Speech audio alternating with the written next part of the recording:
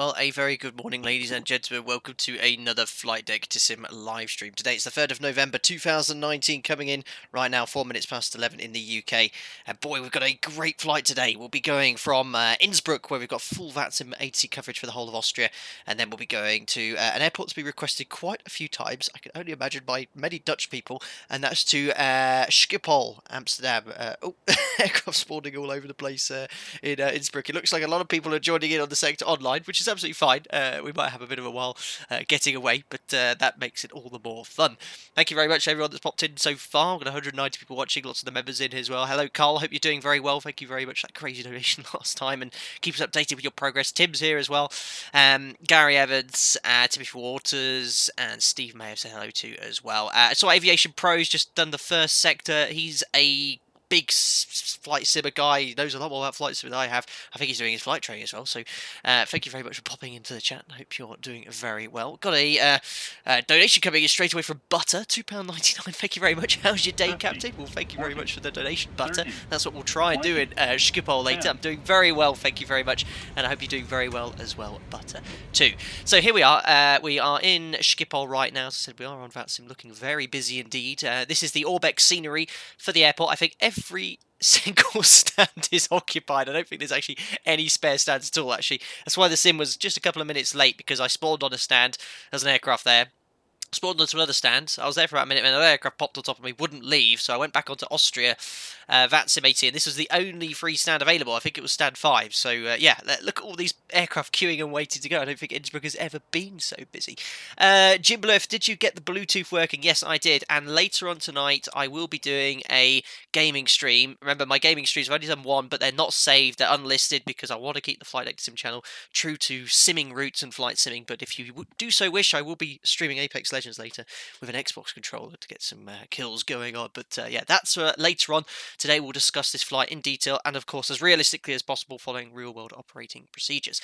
So version of the ZIBO mod we're in is 3.37.13. It's just been released publicly, I think, last night by ZIBO. We were actually testing it yesterday and a couple of days ago. We've added a lot of I've been testing, but ZIBO's added rapid depressurization, emergency descent items, and the pressurization's been tweaked as well to work a little bit more accurately. And I will be doing a tutorial within the next month, I hope, on the rapid depressurization emergency descent using the ZIBO mod there. So yeah, let's get everything started. Put the battery on. For some reason, we already have the GPU available, even though we don't have any external power connected, but we'll use it anyway. So we won't bother connecting that. We'll just put the GPU on straight away. So battery on. GPU's connected. Electric hydraulic pumps are on. We've got the landing gear lever down. 3 green lights there, verify it's down and locked, and 3 green lights there as well. Popping up onto the upper overhead panel, we can now do the, on the pedestal I should say, do the fault and APU test. So we've got master caution, overheat detector, that's tested. Wheel well fire warning, all the warning lights, engine overheat lights as well, and the fire bell you can hear in the background ringing away. Do the discontinuity squib bottle tests, that's all looking good. Back up to the upper overhead panel. Motor exit lamps on, fasten belts on. We need to get some fuel on board. Actually, we've only got 3.6 here, so we'll briefly show you the flight plan. Is it under charts, OFP? There we are. So this is fresh from SimBrief, only updated about 30 minutes ago. The minimum amount of fuel we need for our flight is 5.5 tonnes. Now, I typically ask for 5.7, but because it's a VATSIM event, Amsterdam could be very busy as it is. I'm going to whack another 30 minutes of fuel, and for that we'll use 1,200 kilos. So we'll put 1,200 kilos on top of that, so that'd be 6.5, 6.7. Let's call that 6.7 tonnes of fuel. So we'll put 6.7. And with the ZIBO mod now, you have to request the fuel, so it'll tell you what's requested. Just go to ground services, fuel truck call, and you should see the fuel start being pumped in, 1830, 1840, and if we, of course, look externally, there is our Shell fuel truck. Of course, there are other fuel service providers available, but you can see our chap there. He's loading on the Jet A1, ready for our sector to Amsterdam. He's looking very happy to be refueling a Flight Deck to Sim Airline's aircraft, that's for sure. So we've got the fuel coming up on board, so fasten seatbelt sign on would usually come on after the refueling is complete, because we don't want the passengers to be all fastened on, and if there's an issue with the refueling, fire, risk like that, we want to keep the fasten seatbelt signs off. So actually, for realism's sake, we'll leave that in the off position. We push the attend call just to test to make sure that's working. Steady here, that tells the ground crew we have AC power connected on used on the aircraft. Order brake to RCO, I'd usually do that a bit later. Actually, I'll put the flight directors on now because I have a habit of forgetting that in the simulator. And fuel flow reset, working our way down here. We do a takeoff config warning test at this stage as well, which I, again, don't seldom do in a desktop simulator. Cargo fire test coming up next. There we go, we've got the fire warning lights illuminated correctly. And working our way down here, squawk will leave set to 2000. We'll just tune the radios as such. Turn up the panel lighting. Emergency escape. Latch is closed. We'll make sure that's closed. I've said it before. Remember, if this is not locked and pushed down, the gear won't retract after takeoff, so it's quite important to make sure that is closed. Check all the circuit breakers. You bring your eyes level with this. If it's popped, you get a little white collar, so it's quite easy to identify if there's any that are not where they should be. Check the emergency escape rope up onto the upper overhead panel. You'll do the stall warning tests, which are delayed in the ZIBO mod as per the real aircraft. And Mach airspeed warning test. You're going to have to wait for 4 minutes or so for the stall warning test to work. RS to nav, heading STS. Check how many minutes of alignment we need. This latitude, 8 minutes or so. Check the captain's emergency escape rope. And do all the rest of the stuff here. So we don't actually have an air bridge here, so we'll extend the air stairs if that will work, or do I have to open some doors first? So let's do a couple more things to add to the immersion. So I think we have to go to doors, open the forward entry, ground services. We'll extend the air stairs, and we'll start the boarding as well. Start flight leg. Look at this, excellent. And I have to actually say a massive thanks to J-Brick. Oh no, it was, who was it? No, J-Brick introduced stairs. I think it was Tom Knudsen, who helped develop this. We've got these cool little broadsword flight deck to sim air stairs to help you board the aircraft and remind you of what airline you're flying on. Actually, I'm looking pretty dapper today in the flight deck. I didn't even realise the guy had a smart suit on in there. Yeah, he's got a little blue jacket on today. Excellent. Fantastic. Right, so that's the safety inspection checklist complete. The aircraft's all pretty much set up, ready to go. Just look at some of the comments. Hello, mate. How's it going, says Marshall Hogan. So happy I can watch a live stream. I've never been to one. I only rewatch them after and they're finished. Your videos are top quality and I love the channel. Well, Marshall, that's very kind. Thank you. And welcome on board for today's live stream. Hope you can enjoy it. Who else do we have commenting there? How many frames per second, said Bar 320. We're hitting about 31 frames per second here. We've got all the complex Orbeck scenery, or all the other aircraft as well, and weather here, and I'm obviously running the streaming software in the background, so yeah, we'll probably lose a few more frames on the climb out, but it's usually enough to at least provide a smooth experience for you guys there. Perfect. So we can now, what's going on here? We've got tugs driving into each other and baggage trucks driving into each other, all carnage going off outside here in Innsbruck. So we can jump back into the flight deck. Set up the EFIS panel, so we'll put terrain on airport for now as well. Have we got any ATIS here? Lowy approach, Lowy ATIS, so 126020. See if we can pick up any weather.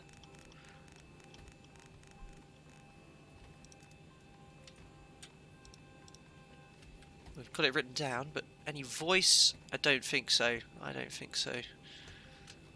Should have voice if we turn this on, and I think ZIBO's programmed it to work accordingly, but no voice unfortunately, but we can read it here. Winds gusting 15 knots. Oops, I did have it. Oh, I know what I've got to do, guys. Hold on, I forgot to launch the new audio for VATSIM client. Stand by. I'll just launch that in the background. I'll leave you looking outside the window. I forgot, so I have to launch this other program now. Audio for VATSIM. Good job I noticed and tried to get the ATIS, because I would have tried to contact ATC and they wouldn't have heard me. So connect this. It is now connected. Let's just try and listen again.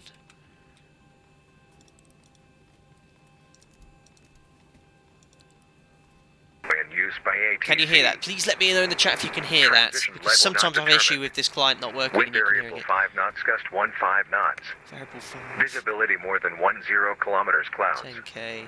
Few clouds at 5000 feet, scattered 8000 feet, broken 16000 feet.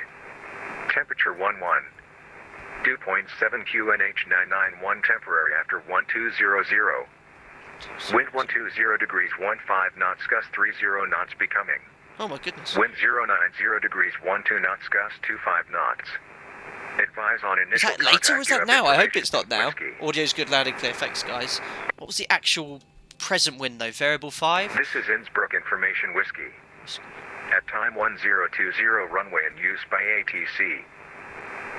Transition level not determined. Oh. Wind variable 5 knots, gust 15 knots. So the actual Visibility wind is 10 variable at kilometers. 5 knots, gusting 15 knots. Now, I was planning on runway 26. We'll confirm the runway in use with ATC. Later on, it sounds like the weather's getting a bit gnarly. Actually, I'm going to look at the meta on my phone very briefly. I wouldn't want to be flying into Innsbruck later on. Yeah, we've got easterly winds coming later, and it is variable 5 at gusting 15 knots. That's straight from the meta. Wind shear reported off runway 26 there. They were using runway 26, but the actual instantaneous wind now is actually 100 at 13 gusting 26. So I think we won't be departing off runway 26 anymore. We'll be departing off runway 08. Not an issue. We'll actually set it up with ATC and confirm the departure with them very shortly. So I'm going to actually plan it on runway 08 now, because just looking at the METAR, which has changed 25 minutes ago, it does say 100 at 13 gusting 26. I can cheat slightly. You can see the actual wind here. But it says here in the sim the wind's 260 at 7. So it's completely different off what the METAR is. We'll confirm with VATSIM ATC. Fingers crossed that the wind matches what we have in the sim off the ATIS anyway. We'll have a look. Right, so we've got the weather anyway. QNH is what I really wanted to punch in, which was 996. No, sorry, 991. That should give us the elevation, which is about 1450. I don't actually have any charts on my company iPad for this airport, so I'll just whack in Lowy here. And bring up the airport charts, airport info. Where's the elevation here? Oh, 1907. What was the QNH then? Did I write that down wrong? 1907. Let me know in the chat. Was it ever written down here? Oh, QNH was 991. Why did I write down... I have no idea. Why is the elevation not matching? I have no idea. Aerodrome elevation, Innsbruck, 1907. QNH I've written down as 991. The ATIS had it as QNH of 991. But the elevation doesn't match. We've got 1460 and 1907. No idea. I'll take a look at that shortly. What's got the FMC loaded? Luke Zupin coming in with the $5 donation. Thank you very much. Hi Flight Sim, finally catching a live stream all the way down under from Australia. So have a great flight. Well, it must be getting late at night there anyway. But thank you very much, Luke, for staying up late and for the donation as well. Another donation coming in as well. That's for £5 from Reese B.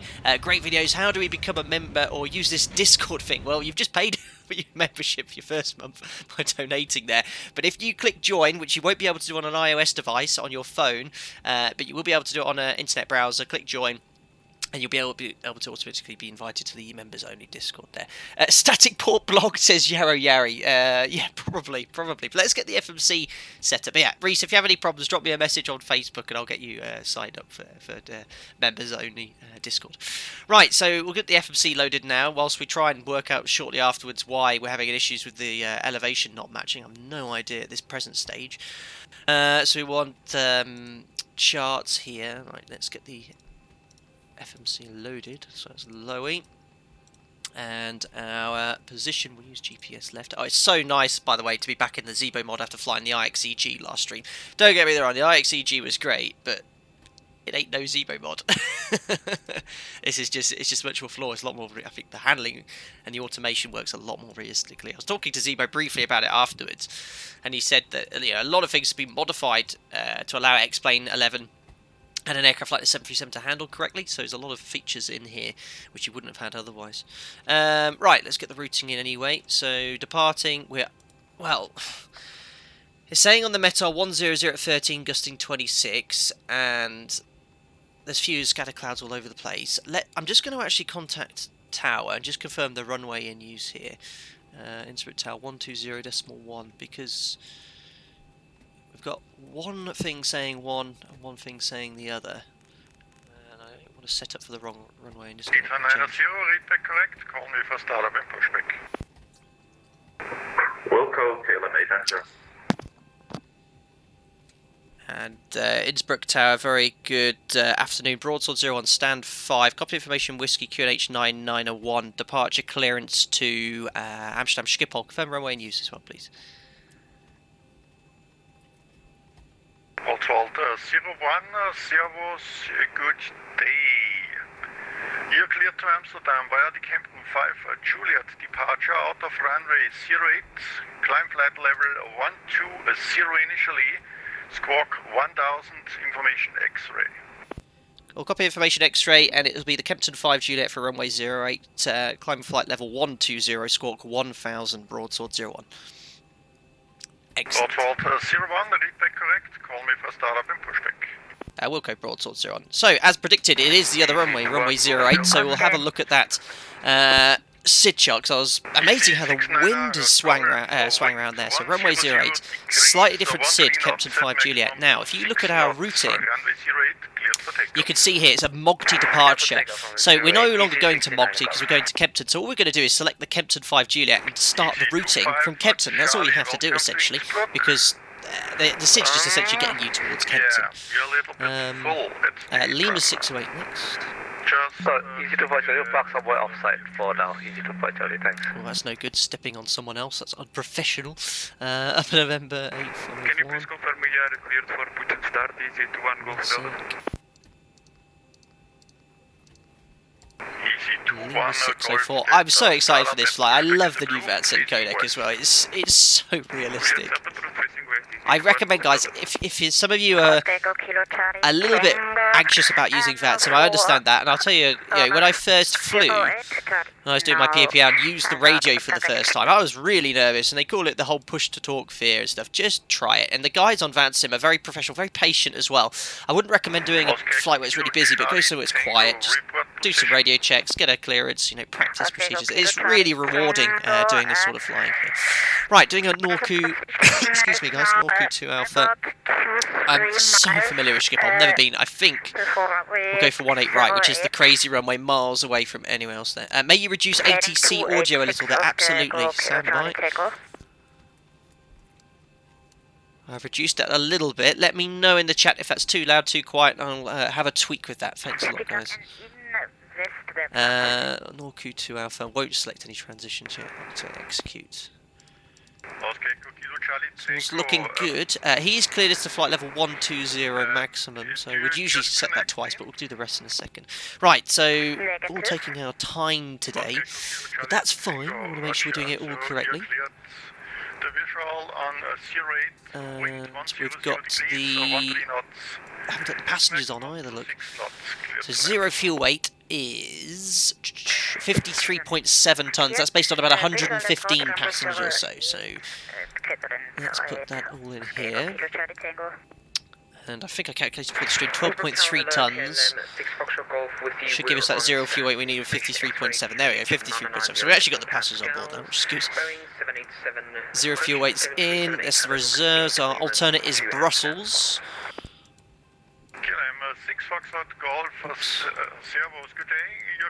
So that's the sum of these two here. So we need 1.1 tonne plus another tonne there. So 2.1. It's 2.2 tonnes to get from Amsterdam to Brussels. Probably a little bit more than that. But if we're having to hold in Schiphol, keep that figure in mind before we need to divert there. Cost of Dex is 30, cruising at 38,000 feet. Actually, hold on. And we'll get back to that one. Put 380 up here. KLM 6 Foxtrot Golf. And I think Amsterdam is actually below sea level, isn't it?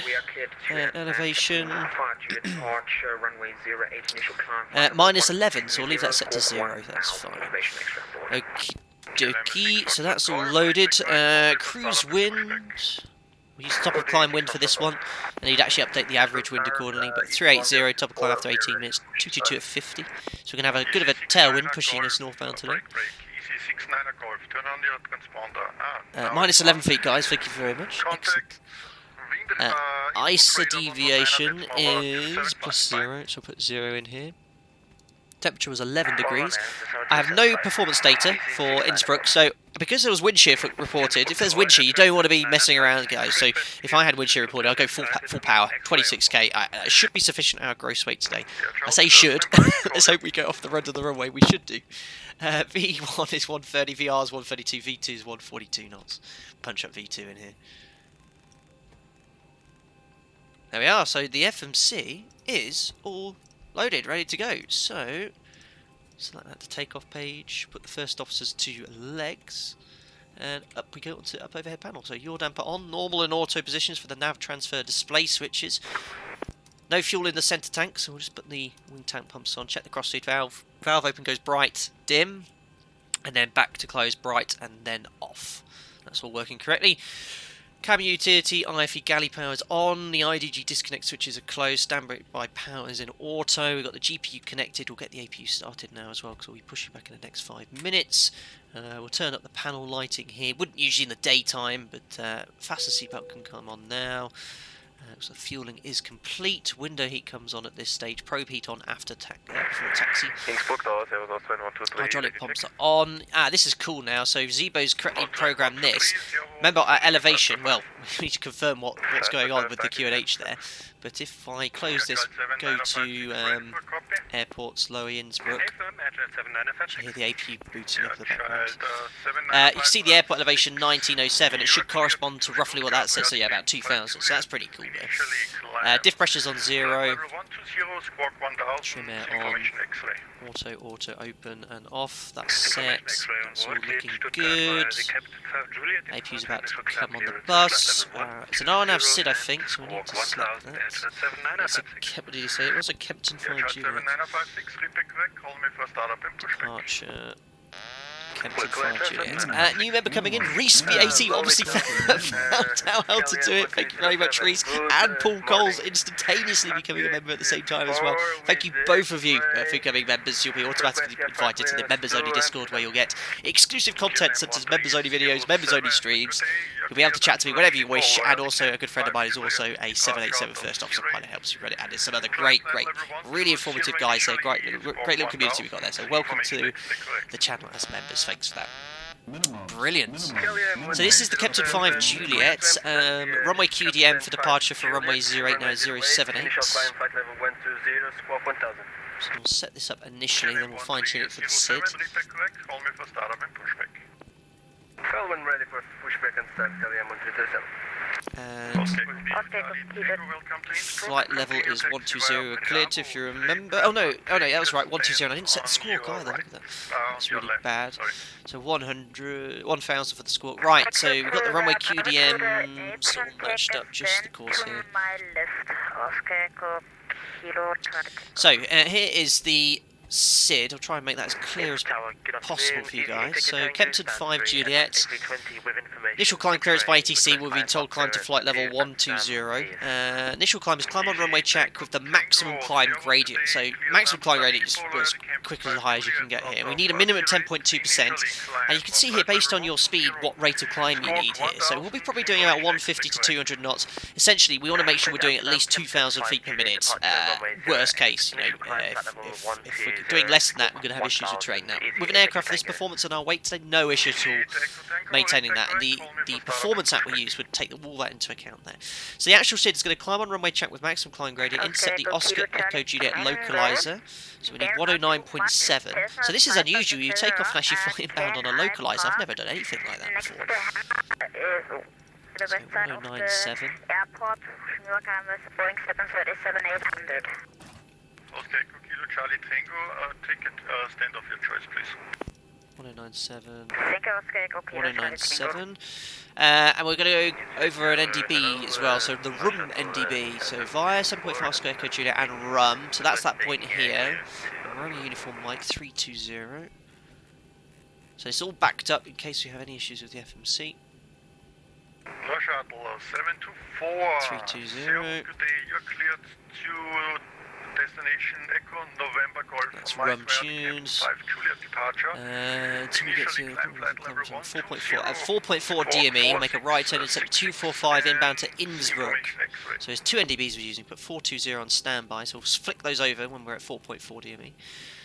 And then from there we go outbound on the QDR of 286, and then we go inbound to the inbound via Mokti to the Kempton VR, which is 1084 on the 323 inbound. So what we'll do, we'll put 323 on the first officer's side. No shuttle 724, you're cleared the Kempton 5 323, and the Kempton 1084 will put on standby both sides.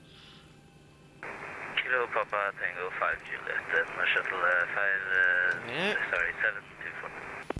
So everything's backed up, and whilst we're climbing out, if we have enough time, I'll tune all the nav aids accordingly, show you what we're looking at as a backup here. But remember, LNAV will do all this for us. It'll ensure that we're flying this correctly. Is there any speed restriction for that initial turn, actually?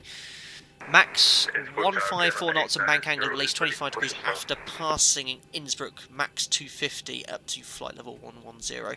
So for this initial turn, it's very steep and tight. You want to stay in the valley. So what we'll probably do, we'll go flat 5 for departure, and we'll maintain flat 5 and that lower speed just to help us keep that bank angle nice and tight. You can see here pictorially, look, it's quite a tight turn there. So yeah, we'll maintain flat 5, climb up until we've completed that turn. I don't have any dedicated documentation from an airline or operator. I did have a look at some from a certain operator, a friend of mine sent me. I haven't actually looked at this in detail, and it's very important as well. One thing I won't discuss, just to keep time and keep the ball rolling here, is engine out procedure. Now, if you have an engine failure after departure, you've got to be very specific and very clear on what your routing would be. You probably wouldn't want to stay on this SID, well, maybe initially, but yeah, you've got to be so careful in an airport like this. So you've got to be really, really careful there. So yeah, that's it. The SID's pretty much set up. Have we done everything? I think so. So, localizer's tuned. We've already got that identified. We've got all this set up here. Up overhead panel's done. We then do all the checklists. But as far as we're concerned here, excuse me, we'll get all the doors closed. Forward entry locked. I hope not. So, retract air stairs. Has that fixed it? Oh no, we don't want any of that today. There we go, we can now close that. Hear it banging in the background. Why have I still got the light illuminated? There we are. So it looks good. I think we're all pretty much ready to go, so we'll be able to get on our way. Vincemas, don't forget to check the weather. Yeah, well, check the latest ATIS, and he did say it was no information X-ray, so we can have a quick listen to that whilst he's talking. 2.6 QNH 990. 26 knots! No significant change.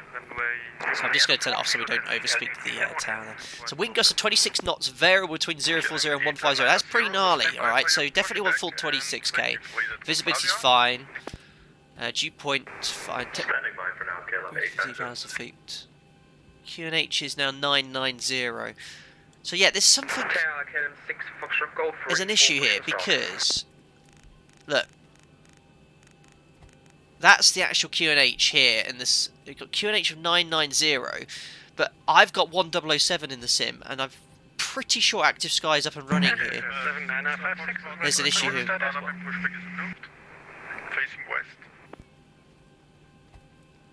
I've definitely got all this working. There's an issue here, the sim and the QNH. It's not matching, because the ATIS is definitely...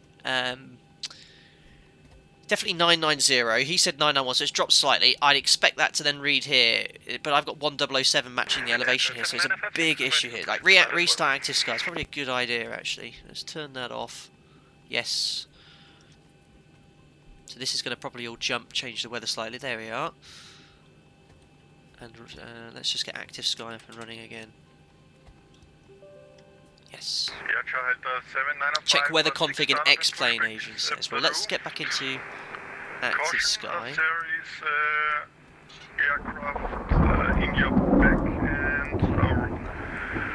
Let's have a look.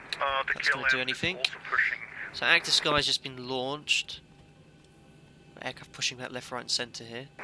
Push and start approved, exercising extreme caution, air 79956. Has that worked? I don't think it's done anything, has it? Check the weather in config, someone said. Check the ATIS request and say check weather config in X. I'm going to do what Adrian suggested.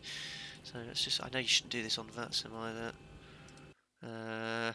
Customize. Is that correct? Parametric pressure 1008. So... 1007, that's not right. So what do I need to change that to? Have you got the option to use VATSIM weather selected on Active Sky? Yeah, pretty sure. I've never had this issue before, and it says here in Active Sky 260 at 7 knots, which is not correct. Altimeter 1008 on the QNH. Something's not right here. Weather control. Switch to live weather. It was on custom weather. Right, that should do it. Switch to live weather. Live weather is now active. It was on custom weather for some reason. Look, the wind's doing so. There we go. There we go. Guys, Thanks for that, and whoever suggested that, thank you very much as well. I think you missed it there. So we can now actually set the correct QNH, which was 990. There we are. Better, much better. Alright guys, thanks for that. Slight issues, which you wouldn't usually deal with in real life, aka setting the weather, but it's all good now. We'll get the pushers out of clearance and make sure we get on our way. I think there's quite a lot of traffic pushing back here, so we've got a little... Oh, someone's hitting an ATR, oh gosh. It's going to be quite a wait here, guys. I hope you brought your lunch with you. Last station second. That'll be KLM 6 Foxtrot Golf. Just so you know, there's a pretty good chance we're going to hit that ATR behind us. Oops. So you can see here on the fuel, look, you see the APU's been running, we only used 20 kilos of fuel, but we whacked all that extra fuel for these set delays. So. So stand by with your pushback. Steve, my Barrow boss, yep, we just updated that. I didn't set on the standby. We'll follow in a few seconds. Roger, we'll hold here, KLM 6 Foxtrot Golf. And Innsbruck Tower, broadsword 01, stand 5, request push and start. Could be a bit of a wait here, guys. Outwall 01, startup and pushback approved, facing west. Push start approved, face west, broadsword 01. So in my hastiness of doing this, I didn't actually get any of the better pushback sorted out. Pre-plan. So we need to face west here. 956 is ready for taxi. Actually, which direction are we going to be from here? We're facing south here, so we need to be facing left. Stand by, we have an aircraft without contact. Ground to cockpit. Please show me where you want to go. Even he sounds Austrian. Oops, I've overshot that slightly. Okay, Kilo Charlie Tango is on blocks. Danke für den Service. Schönen Tag noch. Ciao, ciao. Very good. Ground to cockpit. Toes driving up. And it's so much better I've disabled that ATIS. So whoever it was that sent me that plugin, I think it was Richard Alsberg in the Discord, he sent me a plugin which meant I could disable the X-Plane ATIS whilst also getting the better pushback communication, which is really good. Ground to cockpit. Please show me where you want to go. It's this way, I've already said. Cooperative. Why are people going on the grass and I'm not on the grass? Is that because they're using prepared or something? Who knows?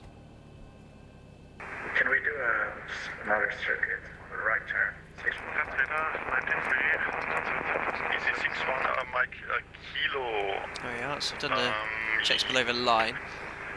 So we weren't any priority, there's no seem to be any priority here. We're pushing back, we might be going in front of someone else. Okay. We're going to be All on... doors and hatches are closed. Ready to connect. Check parking brake. I love this guy here, you can clearly tell he's a tug driver, depressed as hell, wanting to go home looking at the clock. Thanks a lot, Cassandra. That's what we'll call our number one today. Yeah, she shut the door for us. That's why I love the ZIBO mod. All this little tweaks and twerks just to really make it truly immersive. It's really, really nice. Look at the scenery out, all awful here. Well, I have no idea why they're on the grass. We'll see. Liam T, yeah, it was a matter of time before someone made tug-related banter. If you're wanting a bit of a laugh, guys, if you take a look at our last live stream, I tried to taxi with tug connected, which I cannot recommend. Parking brake released. Starting pushback, and you may start the engine. So in reality, if you request push and start that and you were delayed by that much time, you'd really annoy the tower. You know, you only call for push and start when you're completely ready. You know, tug's attached. Obviously, in hindsight, should have got that pushback tug all attached already. But as is the life of a single pilot desktop simulator pilot. Eh? Right, so we're pushing back. We finally made it. We've only been streaming for 36 minutes. Slightly delayed. I was due to go off at 1:15. So we'll make sure we get some refreshments for free for the passengers. And we'll start engine number 2.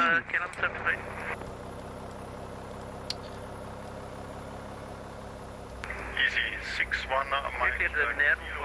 expected runway 11, KLM Extend your downwind. Love the sounds. Maybe Excellent. we can do a visual 08 in a few seconds. So, not sure why there's aircraft in all the different places and stuff, but... Innsbruck Tower here saying Victor on the lock DME 26 approach. We're definitely Wings 8 Victor. maybe on a different simulator, isn't it? Or maybe on Prepared or something. Wind 100 degrees, 13 knots, at maximum 26 knots. Okay, starter cut out, coming up. Engine number 2, starting engine number 1. And we've got 24632. Acceleration complete. Please set parking brake. Parking brake is set. Is this at total option? Advisory Is clear. connecting to stand by. Following in a few seconds. Easy 61 Mike Kilo aircraft is about to vacate the runway. And that is 25%. Starter cut out. Starter cut out. Edge start lever to idle descent. 0 degrees, 13 knots at maximum 26 knots, runway 08, clear to land. That wind looks really quite rough now, 26 knots, and I know they can have a lot of issues here with the third effect and turbulence, mechanical turbulence. Yeah, there is. There are a couple of aircraft on the grass. Oh, it's getting really busy. Stock up on turn number 1. 24631 is stable, right? Let's get the flow done. I'd usually wait for the Tower bypass is pin. connected and bypass pin has been removed. And signal on the left. I'll see you next time. Have a safe flight. Thank you very much. Auf Wiedersehen. That's all set. Flaps. 601 Mike Kilo, please vacate via Bravo. Right hand rudders, left centre, right centre, recall, and then we'd read the before taxi checklist. We'll request taxi as soon as we can and get on our way. At Innsbruck, Broadsword 01, request taxi. Seeing the bypass pin, all looking good. KLM 890, ready for taxi? Yes, sir. KLM 890 is ready for taxi. Wherever he KLM is. 890, taxi holding point, runway 08, via Alpha, QNH 990. So Alpha, then we've got to backtrack for this runway here. QNH is set 990, so he's on his way. Coming up. Port 01, follow the KLM via Alpha, QNH 990. Following the KLM to hold point Alpha, QNH 990, head to Pascal's, Broadsword 01. Excellent, we're on our way, so parking release, clear left, clear right, config, no takeoff config warning horn. Let's finally get on our way. Oh, he's towing a ATR as well.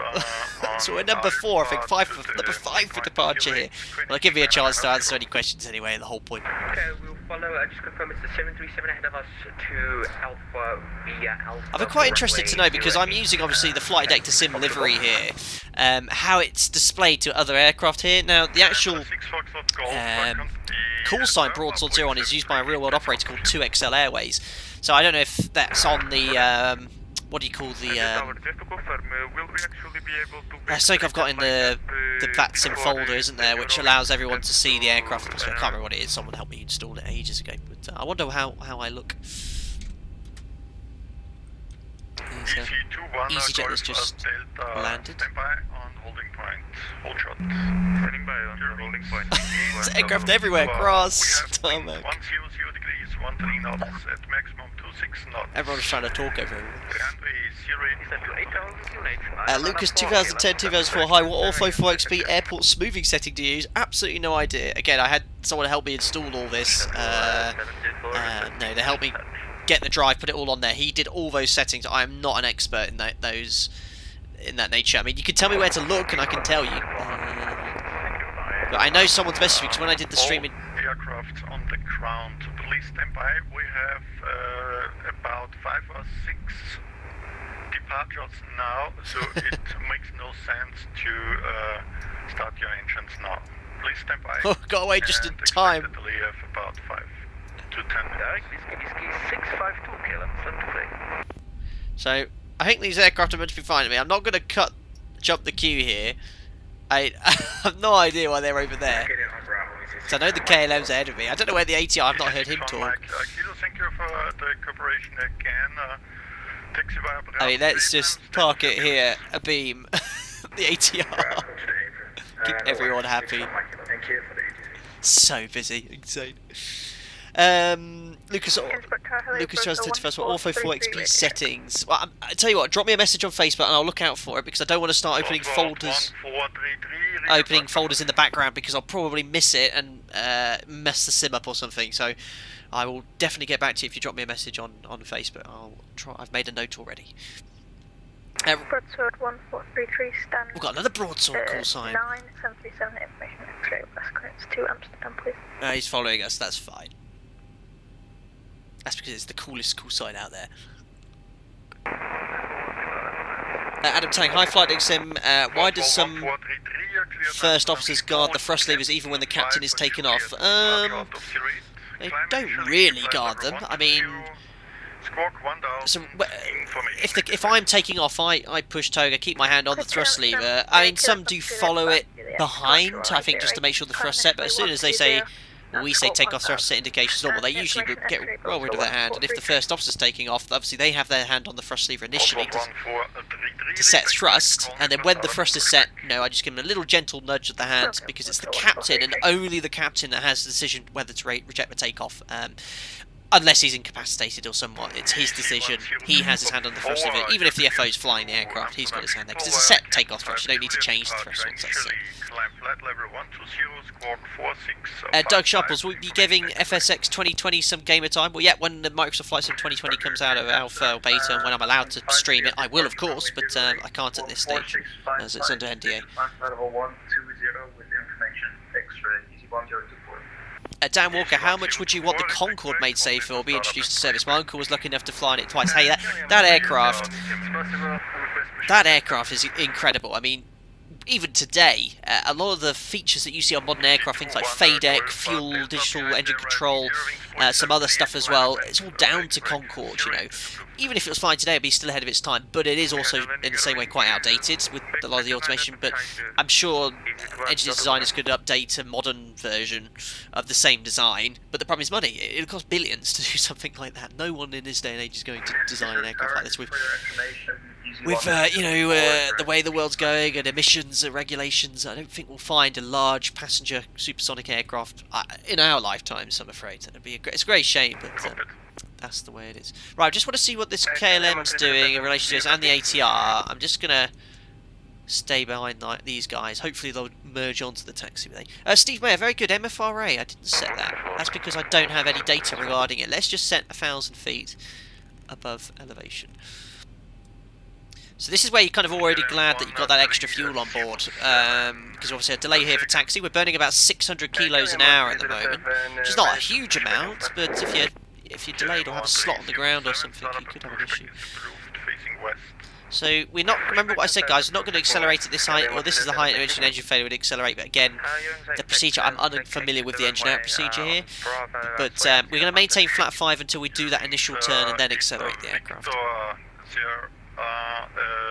There is a pushback in front of you in progress. Right, Dash 8 is the ATR's going now, so we'll just roll it behind there.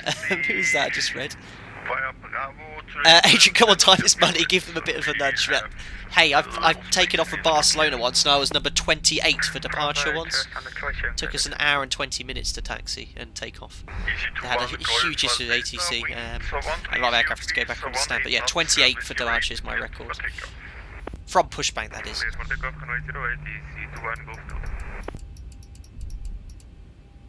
Innsbruck Tower, Scandinavian 2, Ski Charlie. Is anyone behind us? There's an aircraft behind us as well. Scandinavian 2, Ski Charlie, requesting clearance to Dubrovnik. We have information X-ray. Oh yeah, parking brake set. Yeah, 28 now, but yeah, crazy. Marshall Hogan, was the taxi out longer than the whole flight? Nearly. I have had it. I swear I've had a flight where the taxi was nearly as long as the entire sector. I'm not going to say the airport because it will be very obvious where I work, but yeah, it did happen. Freckles Aviation, so what if the FO rejects if the captain decides not to, but something is unsafe and the captain doesn't see? Well, inform him, it's a very dynamic phase. You'd rather hope that, let's give you an example. If, say, I'm taking off, I'm looking outside the window, it's gusting 30 knot crosswind here, so I'm very much looking outside, and there's an unusual engine indication. Now, we very much reject based on our speed. So 80 knots is the division between a high speed and a low speed reject. Now below 80 knots we could pretty much reject for anything, okay? So a master caution light, anything that was unusual. Now above 80 knots we're very specific, very strict on what you can reject on, okay? So it's a fire, engine fire, any fire indication, an engine failure, if you get a windshield warning, or in the eyes of the captain the airplane is unsafe to fly, okay? Now if you look at instance statistically, the chances that an aircraft will be unable to fly above 80 knots is down to those regions, like engine failure, fires, serious issues, okay?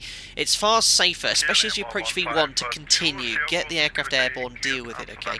Now engine failure below V1, it's very important that you stop, because you might not have directional control because of the way VMCG works. Your V1 might only be a knot above VMCG, so you might actually not have enough rudder authority to control the aircraft. But yeah, if you look on my channel, go to playlists and go to non-normal checklists, non-normal checklist playlist or something, I've rejected takeoff tutorial there. But so going back to your question, if the FO saw something I didn't, I'd hope he shouted out, very quickly analyse it and make a decision. But above 80 knots, and certainly approaching V1, you're very, very go-minded.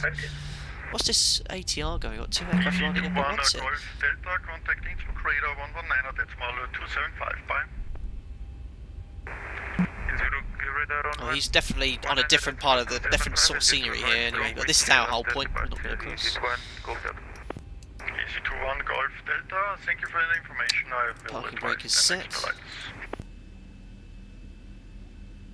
Easy 8, take your tango, stand free, request push and start. All the passengers waiting patiently for this special chartered flight to Amsterdam. Easy 8, Echo Tango, start up and pushback is approved, facing west. See how much fuel used already, for example, if we go engine used. Look, we've used 120 kilos of fuel already, which isn't huge amounts there.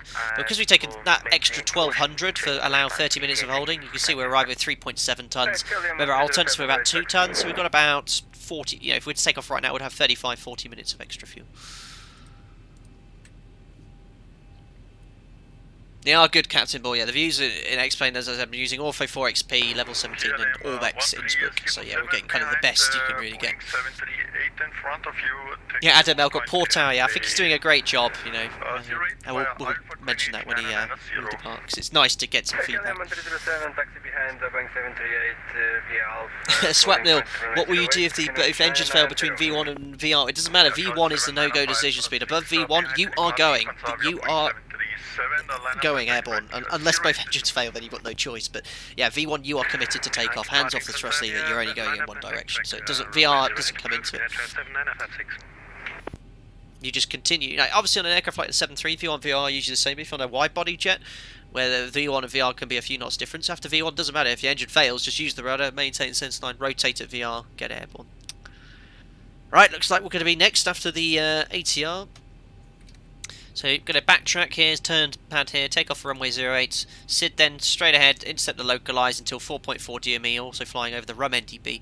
Left turn inbound to the Innsbruck NDB, outbound on a 286 QDR to Mogti, and inbound to the Kempter VR, remember the stop level is 120. And actually I haven't done the before takeoff checklist, so config we checked, flaps 5.5 green light, stab trim is set for takeoff, as you know on the mod I don't really set it. Takeoff briefing, I kind of already just did it. In the event of an engine failure, we're going to just fly officially in the mountain. I don't actually have the information regarding the engine out procedure. Climb 120. Cabin is secure, there we go, before takeoff checklist is complete. So it's quite easy if you chat away to forget to do that very important checklist. Liam Keir, what is V2 for? It's your minimum climb speed. It's your best optimal climb speed single engine. But in the 7.3, you know, because you've got excessive thrust, you're going to maintain, the flight directors will maintain a pitch based on what speed you failed at. So if you had an engine failure at V2 plus 10, the flight directors will pitch to fly V2 plus 10. So between V2 and V2 plus 20, it'll maintain whatever speed. Less than V2, it'll pitch for V2 as well. We've got a very generous donation coming in from Christian Sio. Cow, I'm so sorry if I completely mispronounced that, buddy. Thank you very much anyway. Good day, Captain. Thank you for sharing real-world flight procedures. You're full of energy. Streams help me a lot to be a better virtual pilot. We'll have a safe flight. Well, thank you very much, Christian. I appreciate the feedback and the support and donation. That's very, very kind, and you're most welcome, and you're always welcome here, guys, whenever you wish to come and see what's going on. Firstly, are you a pilot in real life? Yes, I fly the 737-800 for a European operator, about 4,500 hours. If you so not wish, you can go see my Instagram profile, where you'll you'll see some real-world guidance and footage. And wind shears. Oh, wind shear reported, wonderful. Was this the takeoff clearance for Air Charles 7956 you were broken? Air Charles 7956. Wind 130 degrees, 18 knots, runway 08, cleared for takeoff, and caution, we have wind shears after departure. I hope we don't have wind shear after departure. Right, so if we do have wind shear, obviously prior to V1 we'll do the rejected takeoff, but if we have a wind shear after V1 I'll talk you through the manoeuvre. So we disconnect any automation. 01, behind the departing Air Charles. Line up and backtrack, 08 is approved. Behind the departing traffic, line up and backtrack, runway 08, broadsword 01. I don't know what he said, I forgot to put the taxi lights on. I'll tell you about the windshield when we taxi and backtrack there. Let's just get going there. So parking brakes released. So we confirm with the first officer via Alpha, clear to line up, backtrack, runway 08, A firm, clear left, clear right. So let's do the checks below line, so that's all good.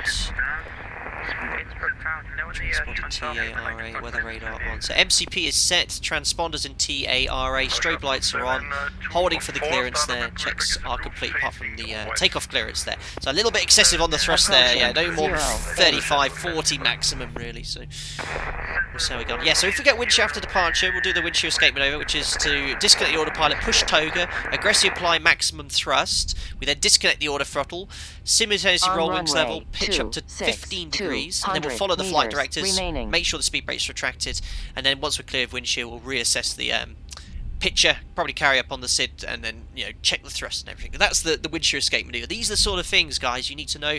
You don't have time to look it up in a manual. You must know these actions by heart, because if it happens, you don't know what's going to happen. Just boom, do the actions. And that's what we stress in the sim, is to get these things done as efficiently as possible. Right, anyway, that's all looking good. Just waiting for the takeoff clearance. Actually, what's the next frequency going to be? No idea. We'll try and listen out to see what the next frequency is. It's always a good hint. I've got wind shear. We're going to use every single bit of runways we can. Contact Innsbruck radar 119 at decimal 275. That'll be our frequency as well then, 119 at 275. Innsbruck 119 at decimal 275. Bye bye, thanks for ATC, Air Charles 7956. You're welcome.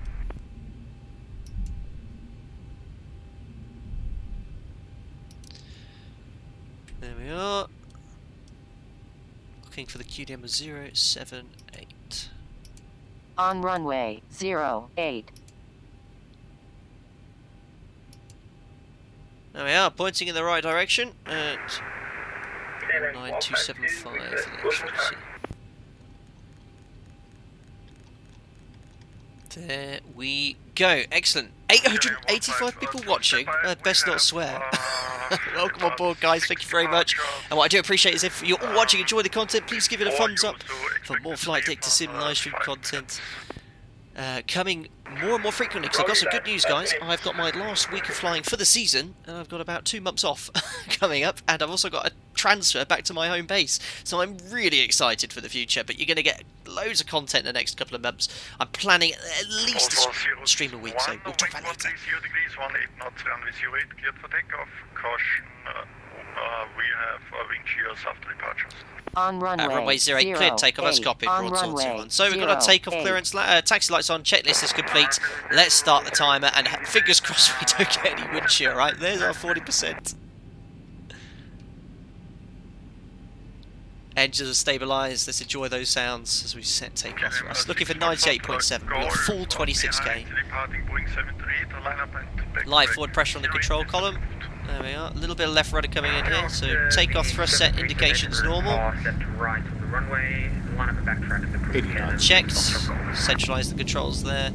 So using a little bit of left rudder to maintain sense line, a little bit of right aileron into wind, just to keep the wings level, especially during the rotation. V1, rotate. There we go, 2 to 2.5 degrees, putting the aileron into wind now to keep the wings level, and we're airborne. Possibility to climb gear up, no wind shear on departure so far. And onto those flight directors. We're going to maintain this speed until we complete that turn as well, get as high as possible. LNAV is engaged.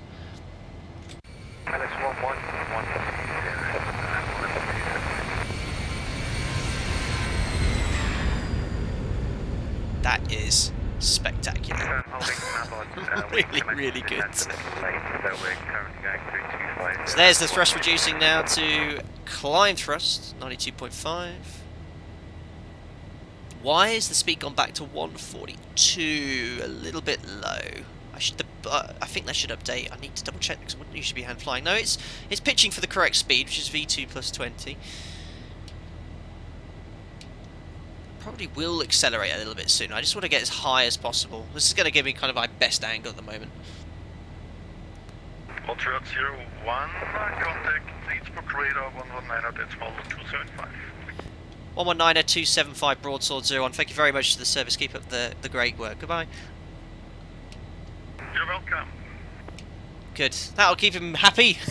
Right, we'll get the autopilot in here. Now, was that a restriction on the departure speed here? So I think it was a maximum climb on runway. So we've got the DME waiting for 4.4 here. Max 154 bank angle, at least 25 degrees after passing Innsbruck. Maximum there. So we're going to keep this speed back here until we get a little bit higher there. But, you know, I think it's a little bit draggy. I need to look at specific guidance here. So keep it at that speed for now.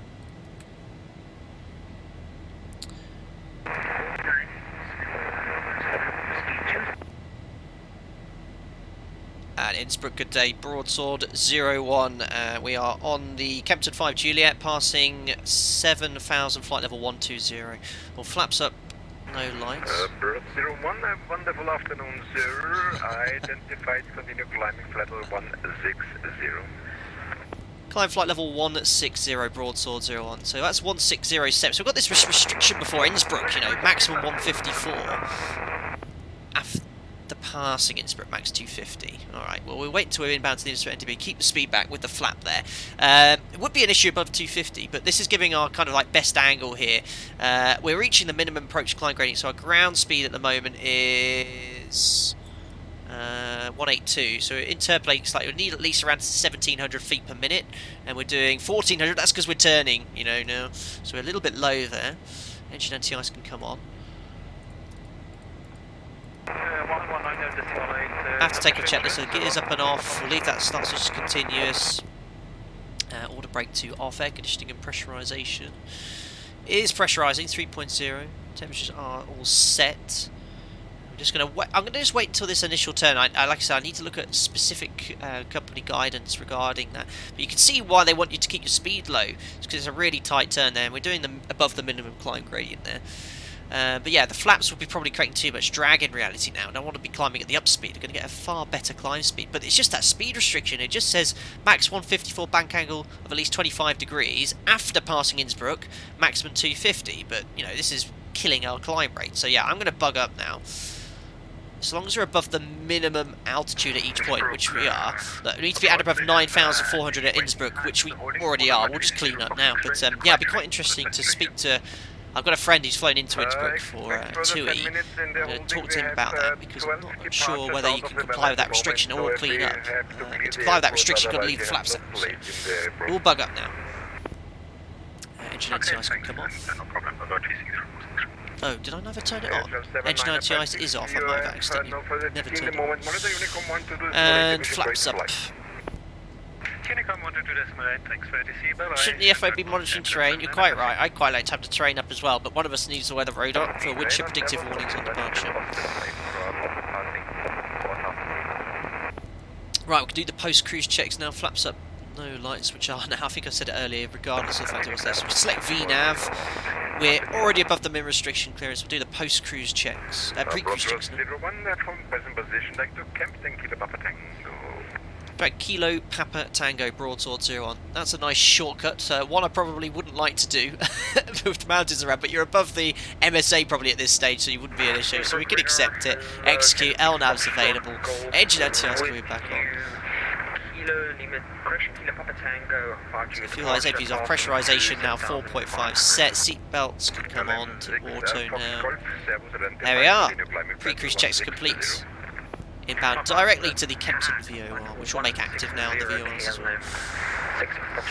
So yeah, Innsbruck, as you know, is a Category C airport, and I just don't have all the information regarding specific procedures. My operator doesn't fly into Innsbruck, so I'm kind of just blindly following the SID, following the rules and stuff, just to make sure we're kind of happy there. But I cannot say for certain, you know, whether I should have cleaned up the flaps earlier. I just wanted to comply with that speed restriction. But you're dragging the aircraft out, getting the flaps up, climbing the up speed is going to really give you a better climb gradient.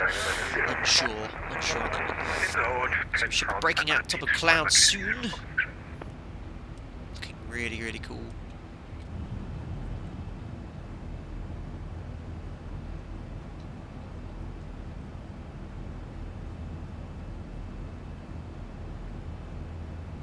DSE, what is your head shake setting? Stand by. I think I've got it, haven't I? Probably staring right at it. Head shake settings. There you go. If you want to take a screenshot, that's what I use. I feel I've set these up ages ago, but I did have a tweak for it when I downloaded it. But there you go. So approaching flight level 160. Just sat on top of the clouds there, so we'll take that to myself. See the crab look from the wind. Rolls-Royce 01, you have unfortunately no further ATC in the moment. Monitor Unicom 122.8, division grade flight. Continue flight minus 5, please. Unicom 122. Oh, someone else talking, but I'll read it back. Broadside 0 on Unicom 122.8 flight plan. Bye now. I think there's 2 frequencies intercepting there or something. Let's get 1228 anyway for the Unicom. I forgot to turn the lights off at the cruise checks as well. Well, we've got no ATC, so we'll continue the climb ourselves. We'll just get Unicom up and running. There we are. And we'll set up here 380. Last station, cars in only. Portugal 1275. There we are. So out of event. So that's 380 set once, twice, 3 times, and then we'll be monitoring the emergency distress frequency, which I think you can do now on 121.5. I've even heard that VATSIM, just like in reality, has some immature individuals who make cat noises on the emergency frequency as well. But yeah, we've got 1215, 122.8, we're all looking good. Check the standby altimeter, excellent. You'd make a fantastic first officer, Yari. Very good. That's what the captain sets up when he crosses above the MSA, which is actually something I didn't discuss on the departure here. On the Jepson charts, it doesn't mention the MSA, but you can already see it at 13.7. Yeah, one of the things I did, we accepted that clearance direct to Kilo Papa Tango, so as long as we're on the radar control, that's okay, but generally you don't want to be accepting shortcuts below the MSA, or requesting directs, you know, for obvious reasons. You don't want to hit the side of a mountain, so, you know, like I said, I don't know for sure, I haven't got any guidance regarding when you can accept shortcuts, but as long as you're above the MSA, you know you're above the MSA around that sector, you're fine. There we are, there's the blue sky. Golf, we're currently flight level 160 inbound log T out on Innsbruck. So that's guys on Unicom now, which I've only learnt last stream, that if you're on Unicom, you can monitor 122.8 and talk on it as well. Ansel 737, I was on Eurocontrol yesterday and 5 of us were singing West Virginia. Lovely. Channel Aviation, how do you load stars and SIDS onto your iPad? You need to have a Navigraph subscription, and with the Avi tab, you can synchronise your Navigraph subscription and allow you to look at all your Navigraph charts here. The Navigraph subscription, I don't know, it's less than €10, is it? It's a very good investment because those charts are true to the real life charts as well. It's worthwhile getting.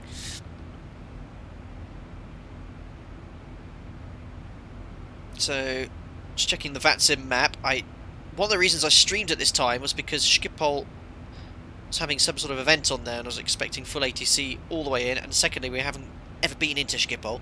Looking at the airport, it looks horrifically busy.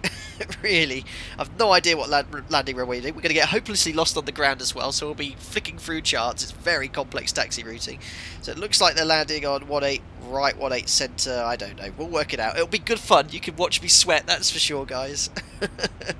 So we're continuing back. We should get radar very soon from some German ATC or German centres online, and it's 127720. So we'll put that on standby.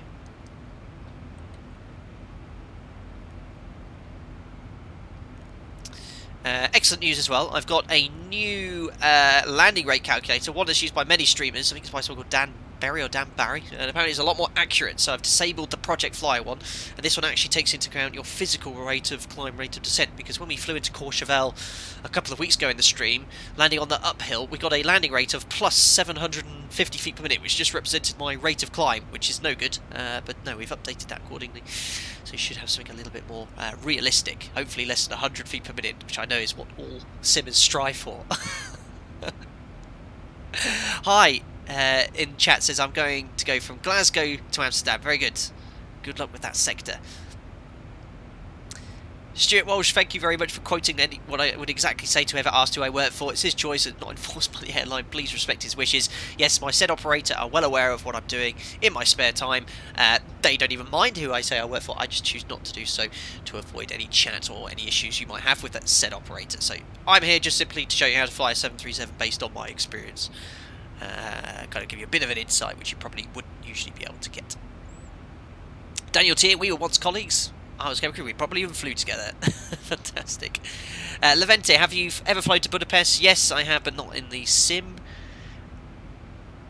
Do you have a link to the feet per minute monitor?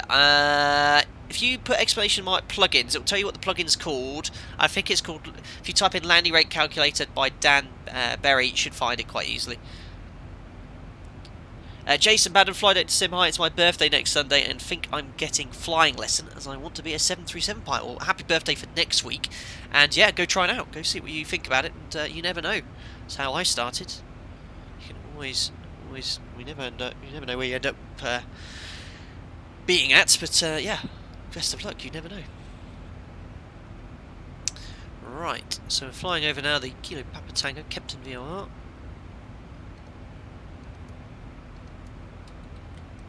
And I've probably got some guys in the chat who are Schiphol experts. So any information regarding it, I know they're landing on the southerly runways, and the flight plan on SimBrief based off 18 right. I checked Flight Radar 24, it looked like they were landing on 18 right, so I think that's what we'll base everything on, and we'll see as we get a bit closer what we get.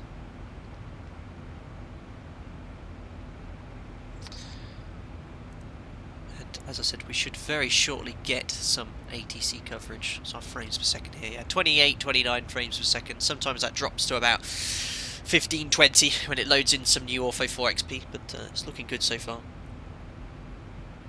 Joshua Bright, is it ever too late to become a pilot in terms of age? When I started my training about 10 years ago now, there were guys on my course early 30s. I think some guys were mid 30s, and not all, but most landed a job. There's certainly one of the older guys that got a job. So yeah, I mean, there is no age limit really predefined.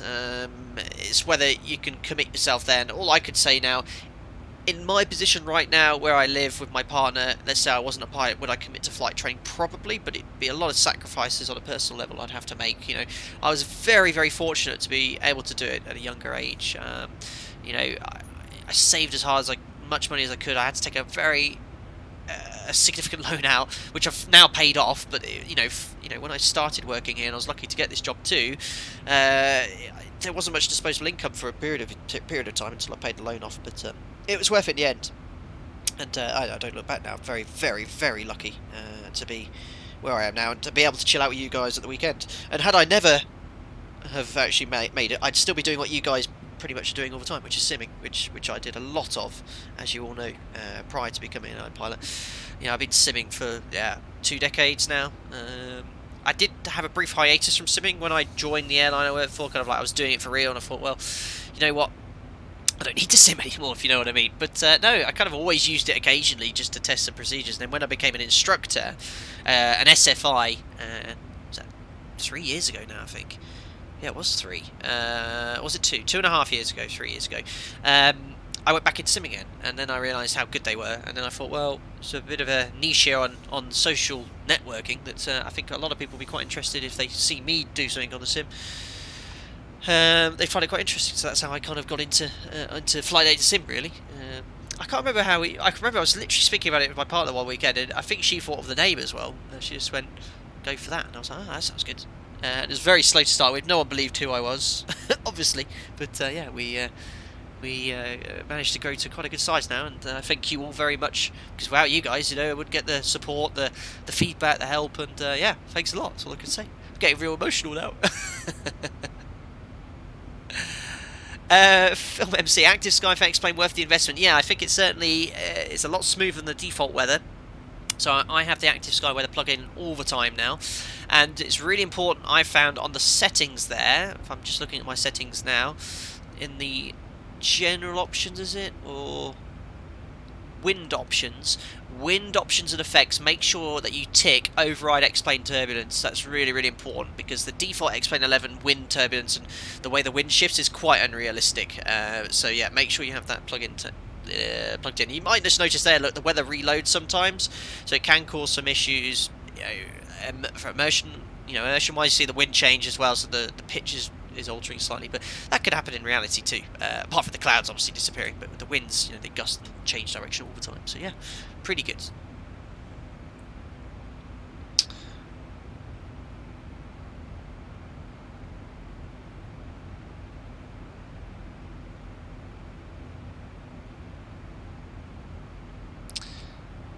Right, so just before we approach German airspace, I'm just going to take 2 minutes because I forgot to get myself a drink, and I'm pretty parched here from all the talking. I just got a message in here. Filio here, just wondering, as my weather is very different to yours. Lol. Oh, yeah, active sky is pretty good, if that's you that messaged me. Just before I nip off and get a drink anyway, thank you very much to Martin coming in with the donation of his Swedish krona, I'm not sure, 2019. Thank you very much for the donation there. Appreciate all the support and feedback again. And the donation, so thank you very much for that. Please, guys, do not feel like you have to donate, really. You know, it's very, very kind, but I'm just here to provide a bit of a fun service. Right, guys, I'll be back in 2 minutes. Just going to get myself a quick drink, and hopefully before we get on to VATSIM, and then we'll crack on from there.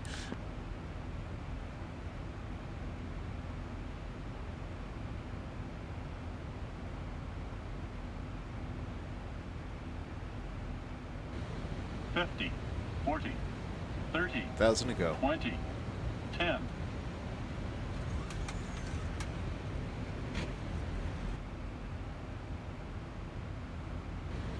$50, $40, $30, $20, $10.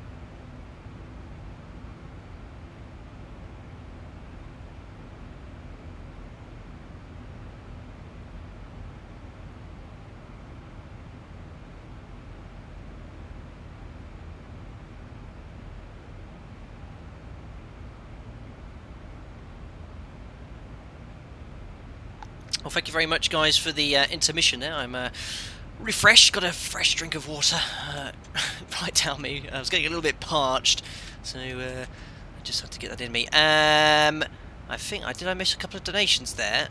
If I did, Martin Aroff, I think I said thanks to you, and Sim Pilot Adam T, who donated a couple of quid saying hi. Well, thank you very much, Sim Pilot Adam T. Hi to you as well. Thank you very much for the donation, and welcome to the stream. A couple of £2 donations, that's £4. Well, thanks a lot there. Good. I don't think anyone's contacted me on VATSIM, telling me to check in. No, so we're good. Right, here we are, 380. All stable. We'll be making a right turn northbound shortly, utilising that tailwind. Local time is, well, in the UK is 12:17 now. And descent will be in approximately 27, 37, 47, just under half an hour. So in 10 minutes time, we'll start setting up for 18 right in Schiphol. I'll need to look at this taxi routing here, because I actually don't know where we're going to park, where 80 is going to push us. It's going to be super busy.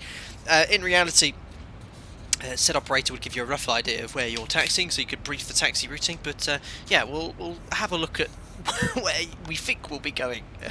Based on 18 right, maybe we'll land on 18 centre. I've actually printed out one of the charts, the parking stand chart, but I don't think that'll be much use to us here. I've got my work chart open in front of me. I've got the landing runway, the Norku 2 Alpha, some taxi routings based off landing off runway 18 right. So we'll see when we get a bit closer there. Bloodline, I believe European flights are usually on Pier B and Pier D. Okay, very good, thanks for that. Pier B and Pier D. Okay, I've got those on my chart. So we'll be coming in, taxiing, probably vacating Victor 3, Victor, crossing 18 Centre, and then coming in another direction. Simple had another donation. Thank you very much, £5.50. Nice, ZIBO, yeah, very good. Thank you very much for the donation. We are in the ZIBO Mod 737, an aircraft that I've helped provide feedback for and develop for the last kind of year and a half. But you really have to give credit to ZIBO, Audio Bird XP, Tim, Twerkster in the Xbox forum. They're the guys that kind of donate a lot on time and dedication. I just provide feedback. They're the guys you all have to thank really for this, well, incredible aircraft really. Another donation as well from Kieran Hogan, thanks a lot. £2, great stream. Why is it bugged N191, N199.9 and not 87? Well, usually the cruise we don't have this set. This is your kind of target thrust setting bug, but in the cruise we don't usually have that here. I don't know if that's an operator specific thing or the ZIBO mod uses something that I'm not familiar with, but we only usually have this set for takeoff. For climb, I don't think you will have it for climb. You know, I've been sat in the flight deck for 10 years, but when you picture it now, I just can't imagine that's there. The N1 limit shouldn't be that high for cruise. It should be around 95. Now that is a bit of a bug because max continuous thrust is less than cruise thrust setting. I'd expect max continuous to be 99.9 and the cruise to be 90.8. But if I select max continuous, you'll see the bugs change to 90.8. Is that there? I've been staring at that for 10 years, so I can't tell you. But yeah, that's wrong anyway. Continuous, it should be higher than cruise. There we go. Contact me on 12772. Cindy 10 departure, out of runway 18. It's a German. Excellent. Anyway, I hope that answers your question a little bit, Kieran. I was expecting something. God, look at this service for all these airports. Lagging radar. Lufthansa 254 Alpha, readback correct. Center quality 52 you at flight level 320. It's going to be busy here, I think. Russell Campbell, I love your content by the way, awesome, well thank you very much. Eric Tan, Mentor Pilot said 737 only has one tiller on the left side. Yes, at Mentor Pilot's operator they only have the tiller on the left hand side, the first officer's blanks, but certain operators have both, allowing the FO to taxi.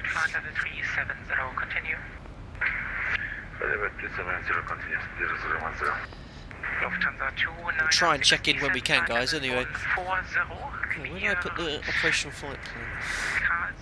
No idea. Well, somewhere I put the flight plan. I have no idea where. It's gone for a walk. It doesn't matter. Another donation as well coming in from Sim Pilot D. You're cracking in with the donations there, finally. Sim Pilot Adam D says finally the new codec is scored by a £6 donation as well.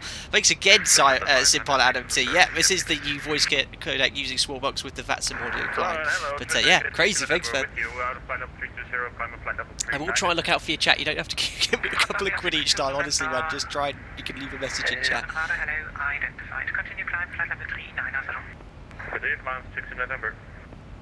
At Lagan Centre, good day. Broadsword 01, maintaining flight level 380 inbound to Harem. Okay, Broadsword 01, radar contact, flight level 380, continue. That's cleared. And was another station, simultaneous speaking. Perfect.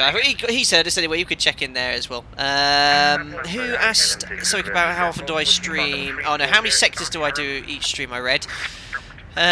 Typically one. Sometimes I do two, but not more than 2 sectors. So it'll be a little bit too much. I think the last kind of 5 streams we've done 3 2-sectors. We did Leeds, Jersey, Leeds. We've done Tallinn, Estonia, Tallinn. We did. We did Athens, Palermo, Nice, I think, the other direction. But yeah, we 2 to 1 sectors. Generally 2 to 3.5 hour streams. That's what we do.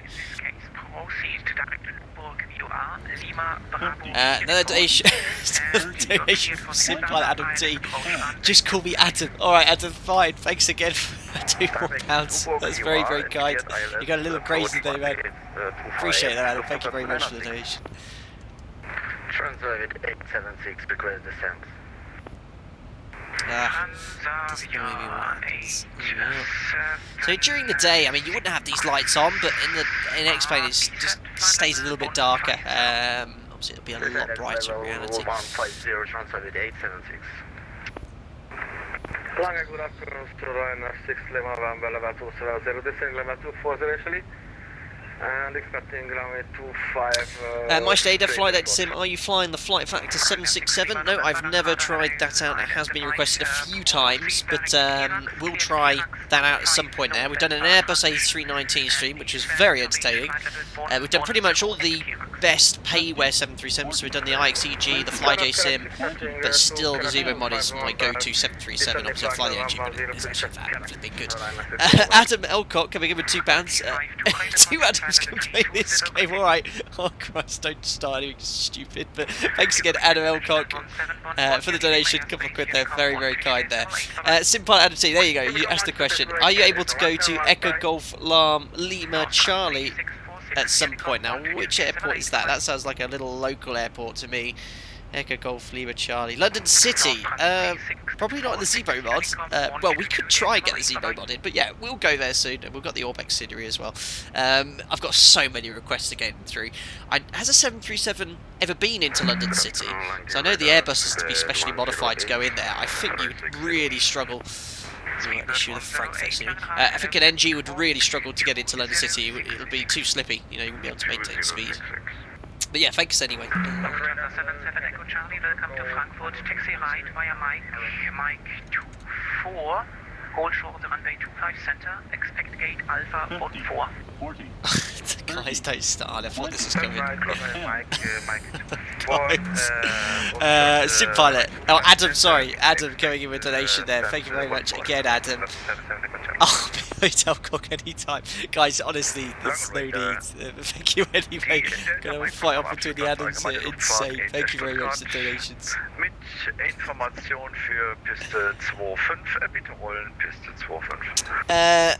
Matrix X, have you ever been to Poland? Yes, several times. Alessio Carlo Raminelli, how much time remaining? Probably top of descent about 15-20 minutes from now, plus the descent there, so probably 45 minutes till touchdown, approximately. And then another 45 minutes to taxi on stand, probably. But we'll do it all the way. Wrong way 2001, absolutely. Moreover, if you can get to the city, could you get out again? Probably not. Probably not. I actually don't know what the runway is. Actually, you know what? Probably could, because there's an airport in Brazil, Porto Santo. Oh no, not Porto Santo. Santa Dumont, which is 1,300 meters. I think. You get one of those out. Again, 2 stations.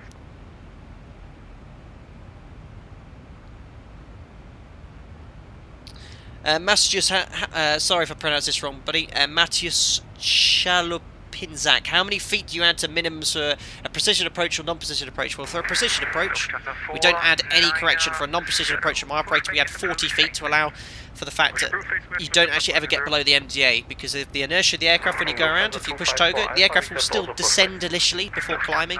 You must never go below MDA if you're not visual, so we allow for that. On our nav approaches, we do the correction for what we call LNAV minima approaches, where there's no vertical guidance, but we still use VNAV. But for the VNAV, LNAV approaches and RNAV approaches, they class that as a precision approach, so it's a DA, not an MDA, so you don't have to add the 40 feet there. If that answers your query, but for a lot of people probably goes straight over their head, that sort of stuff. But yeah, that's why. Right, I think we have now around 100 miles, 180 miles top of descent. So sorry, 20 minutes top of descent. I said 15 only, but what we'll start doing is getting some charts ready at least. Get rid of all the Innsbruck charts. And we're going to EHAM.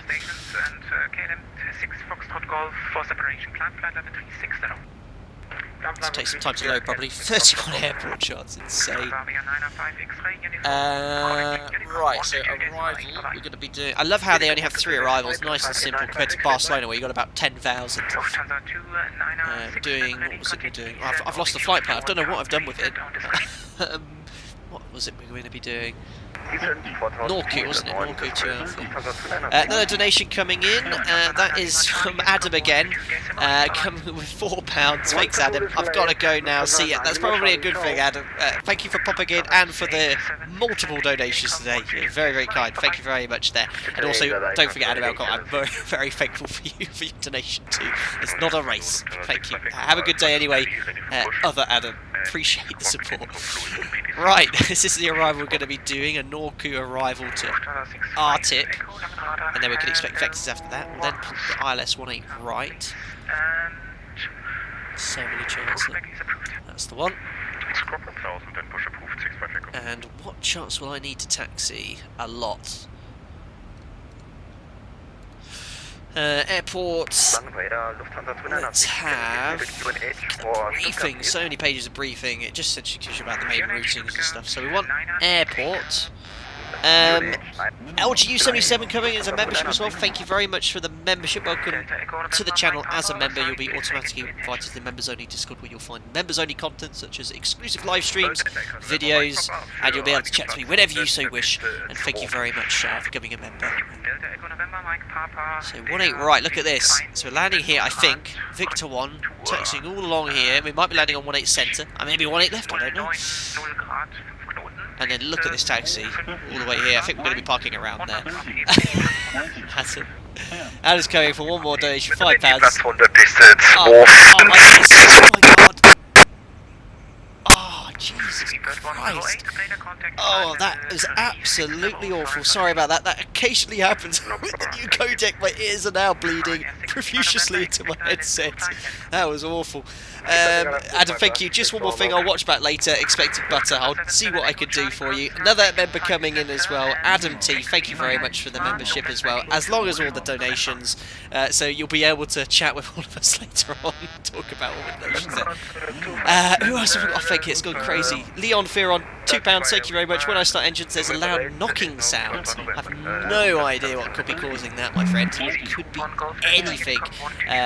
Is that an Airbus you're flying? Not 100% sure. But thank you very much for the donation. If you're having further issues, send me a link to the video and I'll give you some feedback. If I missed anyone here, unbelievable, guys. Adam Elcock said thanks to you. I think it's a member. LGU.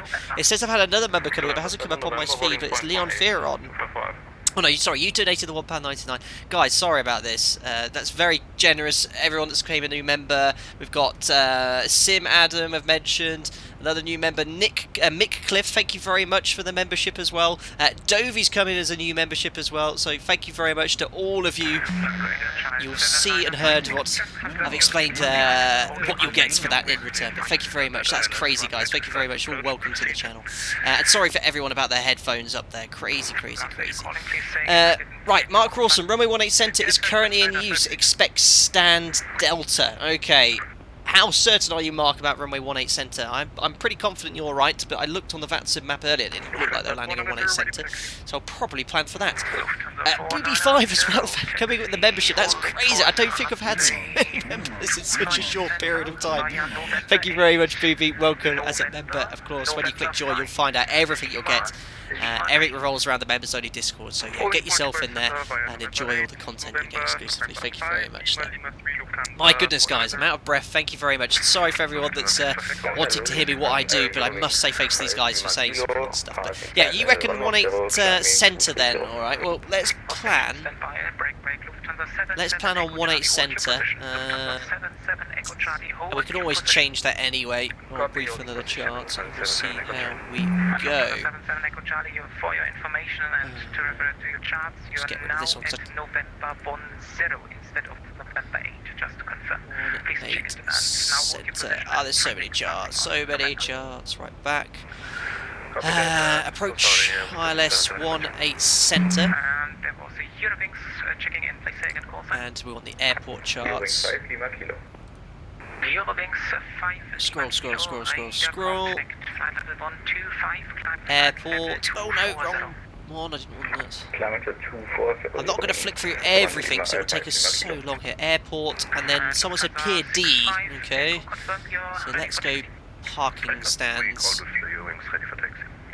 Alright, well, we'll get there eventually. There is PAD. Alright, well, I've got charts in front of me as well. I'm going to select ILS 18 Centre. And then go from there as well. Another member's coming in from the door. Leon Fearon, new member. Thank you very much. Welcome to the channel as a member as well. You'll be so invited to the members only Discord. And I hope you'll enjoy the members only content there.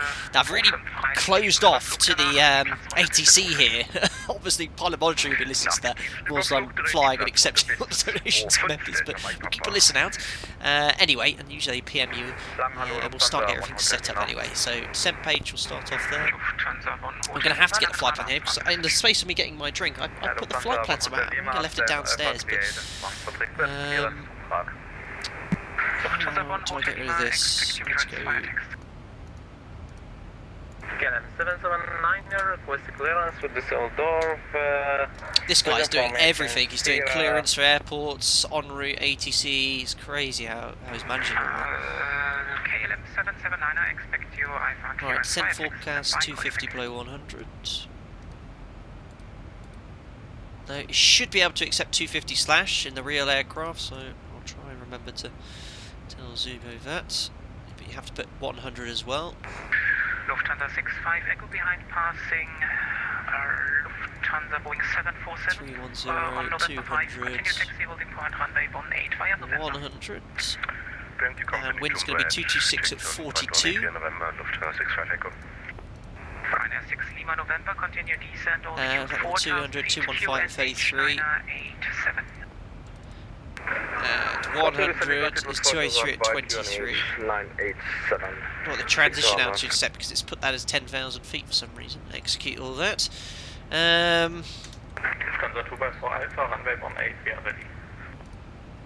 Transition altitude is by ATC, but it's definitely going to be below that altitude here. It's not going to be 110. I'm just going to put something random here.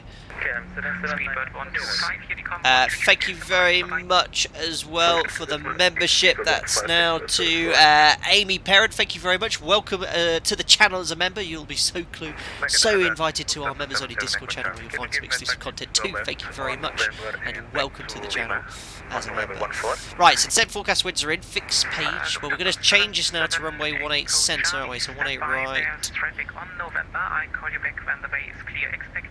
ILS 18 centre, execute. So that's all we need to do. It would be a route discontinuity usually, but it hasn't come up for some reason. Good afternoon, 3,000 feet above. With you, ready to check? Can you sweep your wings to me? I'm right behind you. Negative. I do that whilst we're online on ATC, but I'm sure you're behind us, and I'll wave. You can look up my exhaust jet A1 fumes if you want. Descent forecast page are in. Fixed rings we need to put in as well for runway 18 centre. 10. 4. So remember guys, flap 1, minute, at least selected by 10 miles, gear down flight 15, we're planning at 4 miles, I think the weather's okay, I need to check the weather shortly. 3 times flights at 380, so that would be 4812/116, that should be roughly where our top ascent is on the ND, which it is. You can see the fixture implies that. That just increases situational awareness. So descent page done, forecast winds are in, approach then, let's have a look at this star.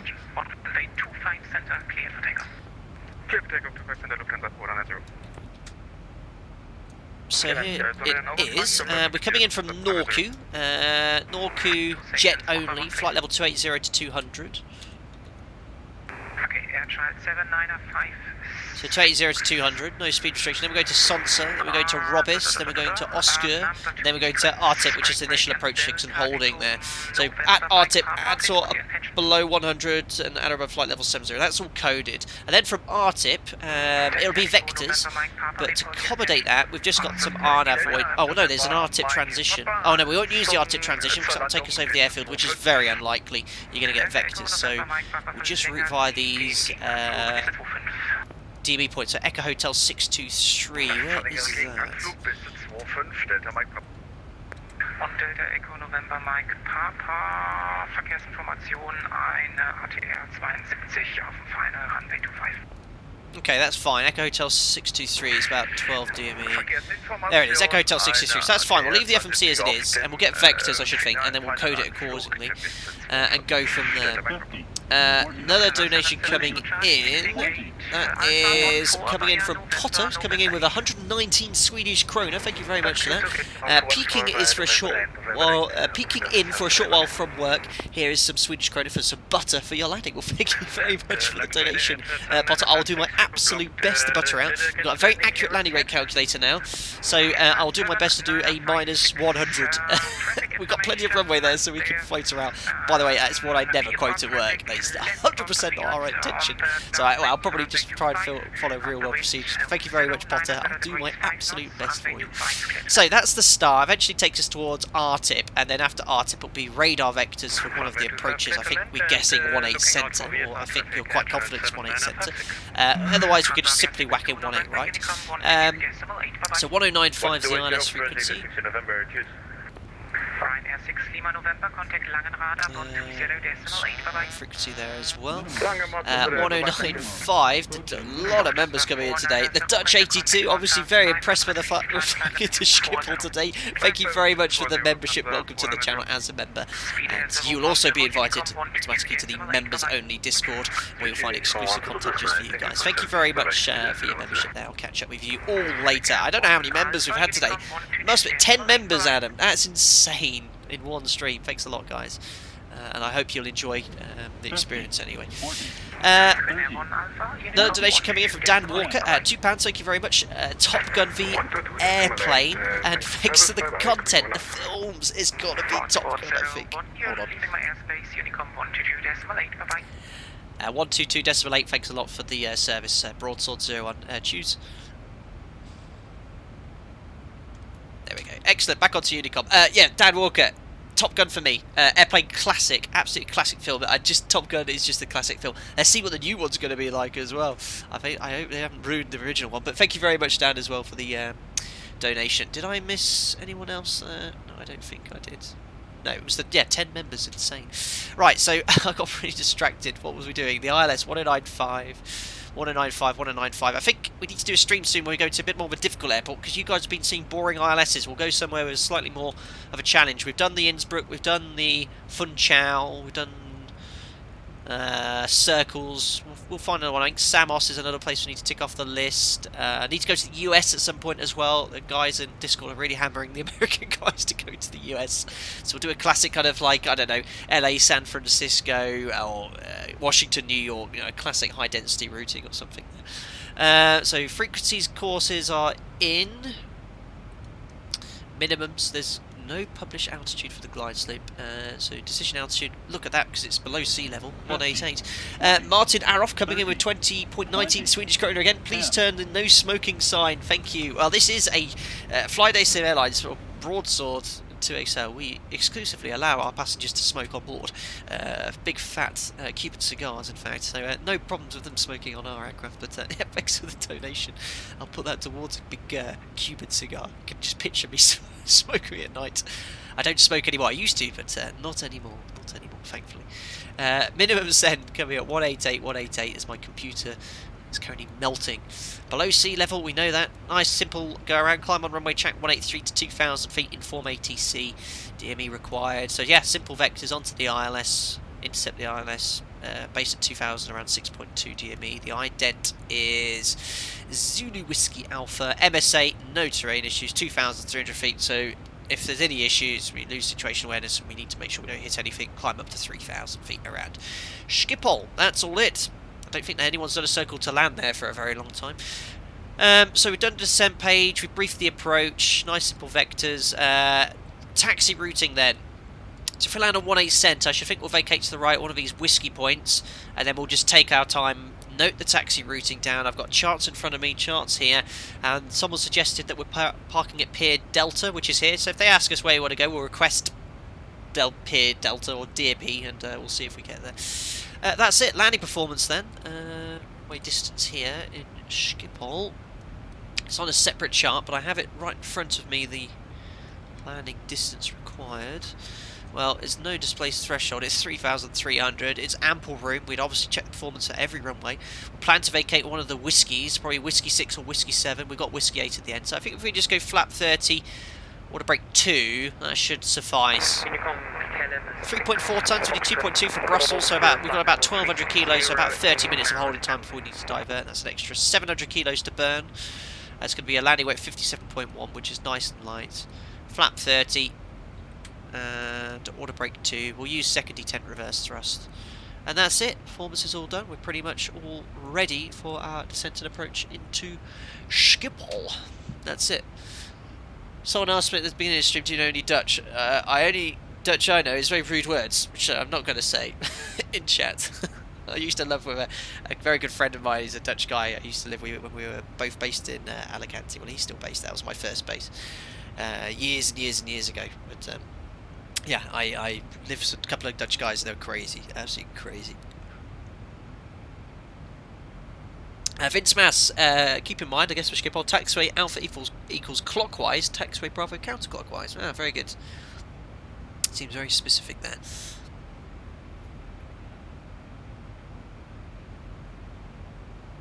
Andrew Sinclair, will you fly on Pilot Edge if you fly Western USA? I might look at Pilot Edge. America is very different. I did do my CPR in America, but in a very quiet part of the US where the radio was quite chill. But yeah, I might look at Pilot Edge. London City's a 5.5 degree glide slope. Yeah, I think the 7.3 would be unable to maintain speed. That's crazy. Daniel Smith, what's the chance of landing Prague at first place? Well, it completely depends if the airline has a base there, how many aircraft are based there. For example, I've just got to transfer to my home base. I had to wait as a captain now 8 months for that. So I know colleagues of mine have waited far longer for other bases, a year and a half, 2 years, sometimes longer. So. Someone asked what's my frames per second. Not that great at the moment, I don't think, because we've got ortho loading in. About 20 frames per second, unfortunately. Not quite as high as I like, but we are running all this stuff on a single build PC here. Usually we're getting 30, 35, but I think it's usually when ortho loads up off the conventional drive, it really slows the performance down.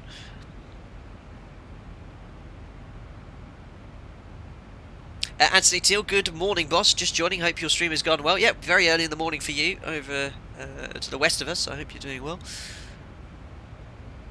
Orbex is starting to cover the Pilot Edge area. That's cool. So yeah, I think we're definitely. Well, you know, got me. I always try to get to payware scenery if we ever stream anywhere. You know, I always invest a lot of the stuff that you donations get back into the sim. I don't know how much I've spent on payware scenery now. I must be approaching £600-700. I've got about 40 add-on airports, I think. So yeah, it's all worth it, guys. This scenery I think we've got is Aerosoft. Actually, I don't think it's okay. The Schiphol scenery I've got this Aerosoft one. All the taxiway markings there, but it's not as high a quality. So it was actually initially designed for X-Plane 10, but we'll use it anyway.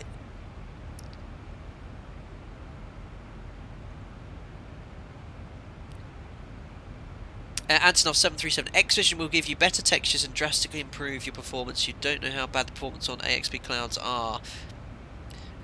Is that actually, like, you do not know how bad as if they are really affecting my performance? Maybe that's something I should look at. I think X-Vision's been advised. I'll talk to the guys at Discord who have got it. But if it increases performance, I'll definitely look into it. I've got most of the settings quite high as well. Reflection detail, which I know kills performance, that is turned off, which apparently doesn't make any difference the way it looks, so that's off. Oh, 0321, sure, there's an update available at the org forums for the Airsoft Amsterdam scenery. Well, I downloaded this through Steam DLC, so whether this is the updated one, I don't know. I hope so. Didn't look that great. Philip Messenger is one of the members, I think. €5.49, thank you very much. Hi again. Hi, and again, great pleasure. Don't forget to monitor IAS while in final. Flight 1951 crew should have 10 years ago on arrival in Schiphol. I think I know what you're referring to there. It was the one where the auto throttle on the 7.3 stayed, was it Turkish? It stayed closed, and then they, yeah, I've certainly seen the OFDM playback for that, but yeah, I'll avoid doing that at all costs. I think that's what you're referring to. Yeah, that's an incident we've actually studied a lot, and at the airline I work for is about monitoring automation, make sure it's doing what it's correctly doing. Monkey Nut has donated £3 as well. A beautiful, tasteful username. Thank you very much for the £3. Appreciate the support donation there, and I'm glad you're enjoying the content. And for all of you watching, again, I cannot say enough thanks for all the support, and for that I do really appreciate that, and always appreciate the thumbs up, subscriptions, and try to grow this channel as quick as possible. I think we're approaching, what was it, over 35,000 subscribers soon? It's crazy. It's crazy. But yeah, thanks a lot. I couldn't really do it with all of you guys watching and enjoying the content. So we've got traffic everywhere. Look at this, 2,000 feet below. At the airline I work for, I don't know if that's different, but we only show traffic that's within 2,700 feet, so you wouldn't see that on TCAS there, but there is traffic 2,000 feet below. Another donation coming in as well from Jan Willy Hansen. I certainly remember that username. You have donated before. Thank you very much. £4.25 for the donation. Thank you very much for that. I appreciate all the donation support, but no message attached to such thing. But thank you very much, Jan Willy Hansen there. New member as well. I think that's the 11th of the day. It's insane. BitTrip's become a member. Thank you very much. Welcome to the channel. As a member, I do hope you enjoy all the members-only content as well. Zags Boyers coming in with a super chat donation of $1.50. Thank you very much as well for the donation. I am glad you're enjoying the content too. My goodness, guys. Morish Veen, if it isn't busy on VATSIM, expect 18 right, 18 centre is only used during peak hours of traffic coming from the west. Interesting. Well, thankfully, I don't think it'll be much of an issue to change. We'll plan on 18 centre for now. Listen to 18 right. In fact, can I get the ATIS? Yes, that would be the best thing to do. So we've got EHAM ATIS 132.97.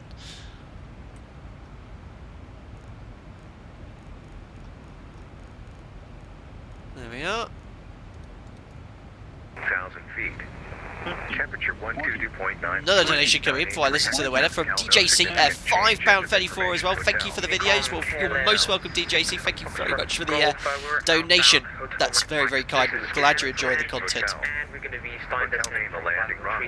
Oh my goodness, we've got ATIS and people talking there. So, main landing runway 18 centre. Okay. Visibility 10 kilometers. 104. Few clouds at 1,500 feet, scattered 3,000 feet. Temperature 122.9 QNH 983 hectopascal. 983, very low pressure there. Information hotel. And that's information hotel. Very good. So we've got the weather for Amsterdam. We'll plan on 18 centre based on what the ATIS said. 12th member of the day coming in, Andy G. Welcome as a member to the channel. I'm glad you're enjoying the content. Appreciate all the support, and I hope you enjoy the perks associated with the membership there. Right, so approaching top of descent. We have no ATC coverage, so let's just go down. Well, you know, I don't know if there's any set rules on VATSIM, but let's go for 200. Nice round number. And we'll allow the aircraft to start descending after that point automatically. What was I going to do? I feel like there's something we forgot to do. Don't know. 18 centre we've planned for. I think we're all good. Oh yeah, that was it. Check the VATSIM map to see when we get the VATSIM coverage. Oh yeah, no, I know what it was. It was to preset the QNH, which was 983. I wonder if I put this in here. It should drastically change, actually, the... well, actually, probably won't... Oh, no, not 183. We'd have to be up in space to get a pressure that low. 983. Will that change the VNAV profile? It should do. But maybe because we've got this restriction which holds us low, it doesn't make any difference, probably.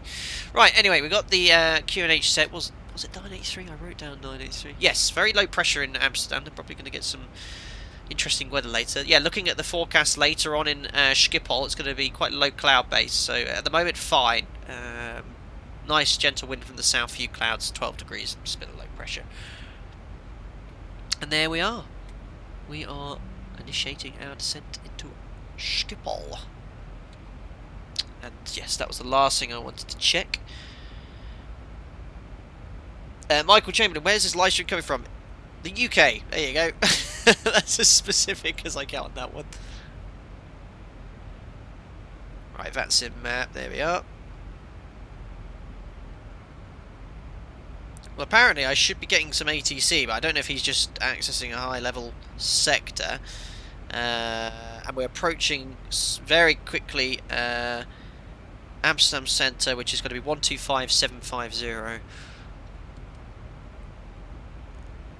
Oh, look at my performances. Yeah, the PC's struggling slightly here. I can hear it whirring beneath it at 13 frames per second. Sorry for that, guys, if you're having a staggered performance. I think it's just more fun. And I think the clouds and active sky do certainly eat up the frames. But yeah, I'll have a chat with the guys. It's gone back up to 20 now. But yeah, it's using up all the performance. It's not usually this bad. Yeah, no aircraft there, I think.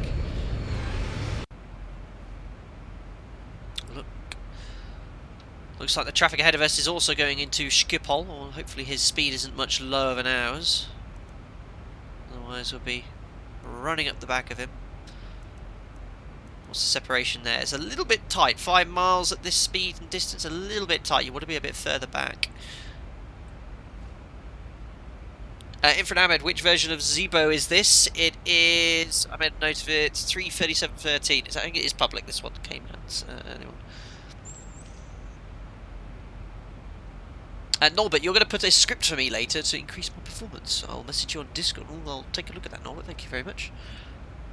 Please contact me on 12575.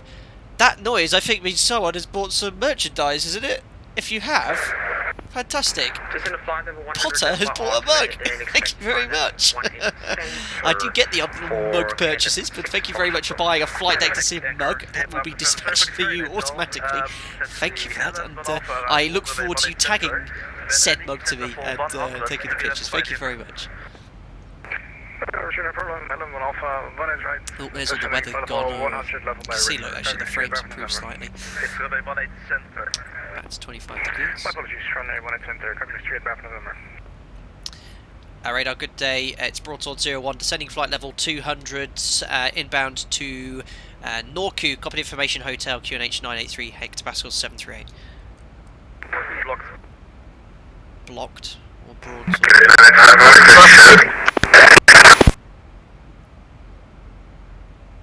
Hello? Oh, that's really quiet. No.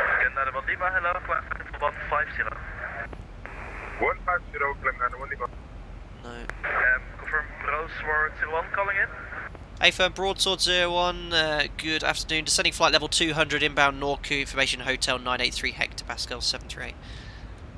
Broadsword 01, hello. Confirm now to Norku to Alpha arrival, expected to make 18 Center. Descent flight level 100, 100, level by Arctic. Didn't get the rest of that, but cleared Norku to Alpha, expected runway 18 Center, descend flight level 100, Broadsword 01. Did say something. 70 Golf, descend flight level 70 after Hiffer. So 100 set, Norku to Alpha being cleared. Speed's just slightly off the target speed, so it's having to go back to FMC speed to let the aircraft to accelerate. That is flight level 100 by RTIP, that was the rest. Thanks very much for that, otherwise I'd confirm the frequency. We've got RTIP, flight level 100 below, that's fine. VNAV should comply with that restriction. Thanks guys, you've made excellent first officers. So the aircraft's leveled off. I'm just going to push out into vent just to keep the aircraft descending at 1,000 feet per minute. Woo, that'll make you feel a bit sick. That was a little bit aggressive with the pitch down to 1,000 feet per minute.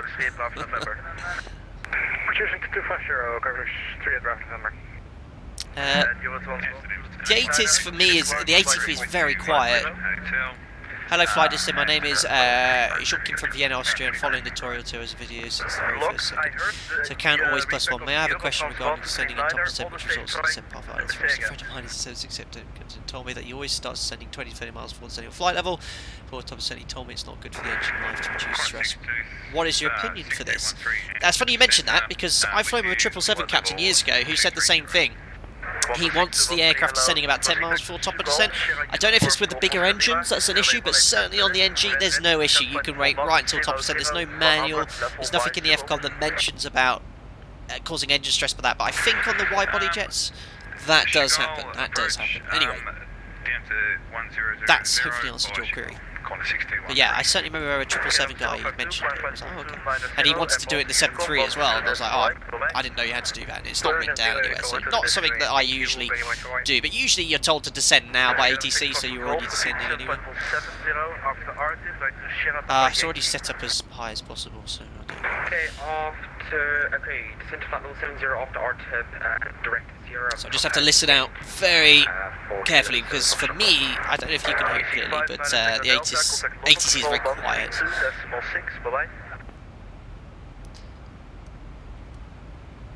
KLM 1191, request further climb. KLM 1191, climb flight default 350. There we are, so we're about to Robis, making left to Oscar, and then below 100 at RTIP, which VNAV will comply with. Tad high now, well, it's jumped down, but could be because we're past the restriction now.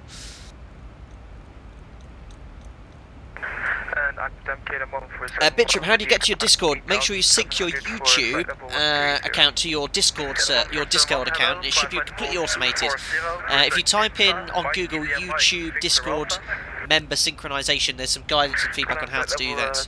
It's completely automated, so if you become a member, you're automatically invited. If you leave as a member, you get a 24-hour grace period, and then you get kicked out the server. But that's just to make sure it's members only, exclusive. But yeah, it should work.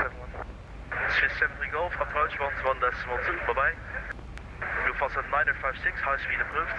Aviation Pro, so they are ATC-ing, I love that, live from FS Weekend at Leustadt. Lufthansa 279. Oh my god. Oh my god, sorry guys. Cover your ears. Oh my god. Aviation Pro there, 18 live from an event might not always be the best quality. Well, I probably confirmed that with that. My ears. Does occasionally happen with that new codec. Broadsword 01, report speed. Broadsword 01, 285 knots, what would you like? 250, please. Reducing 250 knots, broadsword 01. That's very common. If you're told to reduce speed, do it because they're sequencing aircraft into the airport. So I'll try and listen out with one ear to hear what they're talking to us as well. And obviously that's going to put us high on profile. All we need to do then is update our target speed here to 250 knots to rebuild a new vertical profile, which I think the mod should accommodate. There we go, it's updated the profile now to saying 1,000 feet high, but that's okay. But what we need to do, I say it's okay, is use speed brake. So we've been told to do 250, and also we've been told to maintain flight level 100 by RTIP. We're not going to do both, so we'll go 100 with speed brake, we'll reassess the situation, see if we can actually make that restriction. Unicorn for American 327, thank you. Tommy Airplane, what airline do you fly for? I want to see it, or see it. That is something I keep to myself, and you'll probably see someone else pipe up. It's so I just wish to keep to myself, and they do know what I'm doing. Pleased to know. Right, so you can see here 250 speed brake. Struggling with the restriction at RTIP. We'll keep an eye on it, see how the banana's changing. We'll monitor it. If we're unable, we'll just advise ATC. Fly heading 330, descend flight level 70. Heading 330 degrees, descend flight level 70, broadsword 01. So now on a heading, that restriction no longer applies, unless he tells you to be level a beam. So we can stow to speed brake, just maintain 250, and we're going to probably actually get a bit low now, so I'm going to actually get rid of that. No longer with the restriction, just go VS 1000. It's broadsword 01. Level 360, KLM 1471. I thought you said broadsword 01 climb, that's definitely not us. So yeah, we're going off our profile here, so we could just go VS 1000, slow it right down. Seatbelt sign come on there as well. And these are some sort of delayed vectors for the approach, just to, or probably increasing spacing. Nork, I'm pretty sure I know who you fly for, but I keep it to myself. I don't want to be disrespectful, of course, and that's what I do respect to most of us. Resume all navigation back direct to RTIP. After RTIP, Sierra Papa Yankee. Direct to RTIP, after RTIP, direct Spikeborg, broadsword 01. So back to RTIP, go back to LNAV, and we're now going to go back to VNAV because that restriction probably still applies. I wasn't sure what he was going to do. And he says after RTIP we can route direct to Spikeborg, which is Sierra Papa Yankee. I sounded Dutch when I said that. We need to confirm the VO as 1133, which it is. And that we can execute, and we can then tidy up the FMC accordingly afterwards. So let's have a look at it pictorially. There it is, perfect. We just joined the two because we on vectors there, so that's pretty good. There we are, execute. And that's exactly what I do in reality, guys. No different. No different. So that heading he gave us was just to increase spacing between the aircraft ahead of us. That's why he got us to reduce 250. Still wasn't working.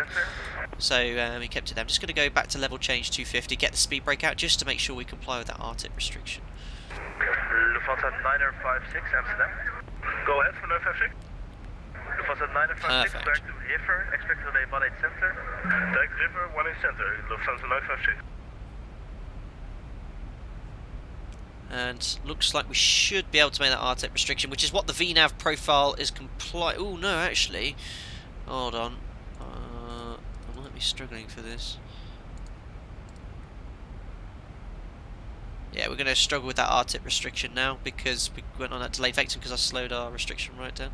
I'll advise him. And radar broadsword 01, we're going to struggle for the 100 or below at RTIP restriction, maintaining 250 knots.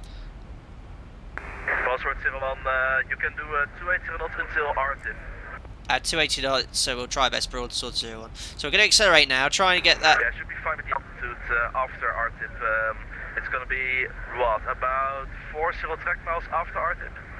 That's copy, thank you, broadsword 01. So yeah, going to 280, look, that's really helped with our rate of descent, that's fine. It's a little, the level change is a bit aggressive in pitch here at the moment.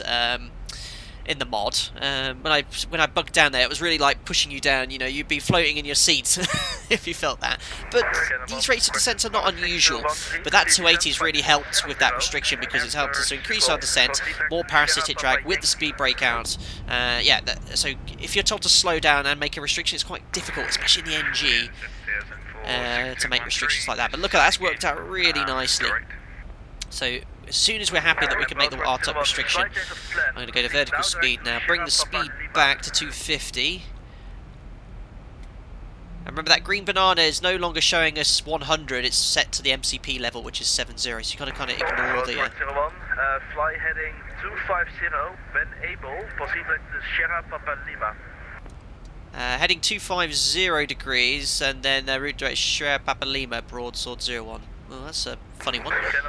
But yeah, we'll go level change now, just to get the speed to 250. And he says go when able, Sierra Papa Lima. I don't know, we're able now.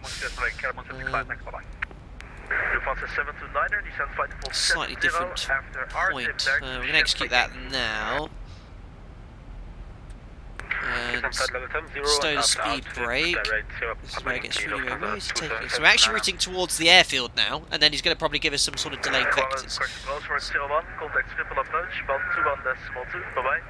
121.2, broadsword 0. Thanks for the help, bye. So, bye. Oh no, actually, what's goodbye in Dutch? I should know this. 121.2. So yeah, we're going directly over the airfield, and then we're going to get vectors before this point. So we're just going to go vertical speed again. Stay at 250. And LNAV, I forgot to engage. Post-cruise checks as well, so fuel lights coming on, APU's off, pressurization set, seatbelt is on, recall, checks complete. From left 360, contact street route November. Sorry, I see you're turning now. Who is this we're talking to as well? 121.2. This is Schiphol approach. Cargo Lux 38 Bravo November, descent to flight level 50. Dewey, that's it. Dewey, tot ziens. I know this, I know that. Thanks, guys. Trying to get in now. Schiphol approach, very good afternoon. Broadsword 01, descending flight level 70, inbound to Sierra Papa Lima. Broadsword 01, hello, information hotel, vectors for runway 18 center. Vectors what I said with hotel, Broadsword 01. Papa Hotel Lima Romeo, Schiphol approach, go ahead. So we're probably going to reduce speed soon. Engine NCI is probably coming on now as well, 9 degrees. 1,000 to go. So CDA is quite difficult now. because you know we've been cleared to a level, no lower. We're quite a way away from the airport. Just going to go from here direct to Spijkerboord, just to swing in the FMC. But we're on the heading. Oh no, sorry, we're inbound to Papa Lima, but we're going to probably get a bit of a shortcut here. What's that for us?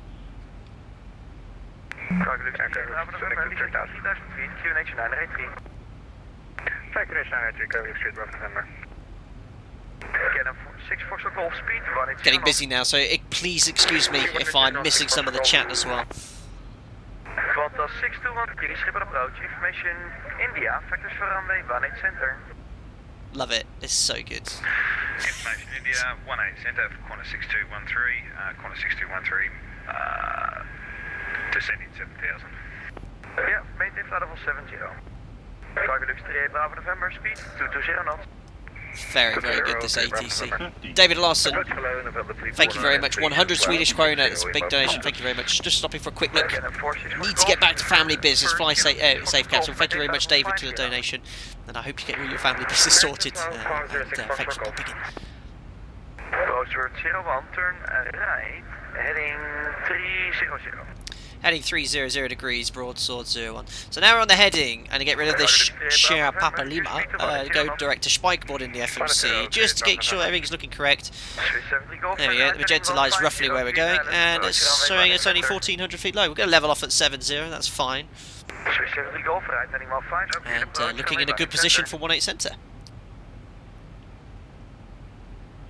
Very good, 2981661. Aviate, navigate, communicate. Doesn't matter if you're in a Cessna 150 or a 737. Maybe with the space shuttle, I don't know. But that is certainly the priority at all times. November 34937, hello. Information India, factors for runway 27. India 27, November 937.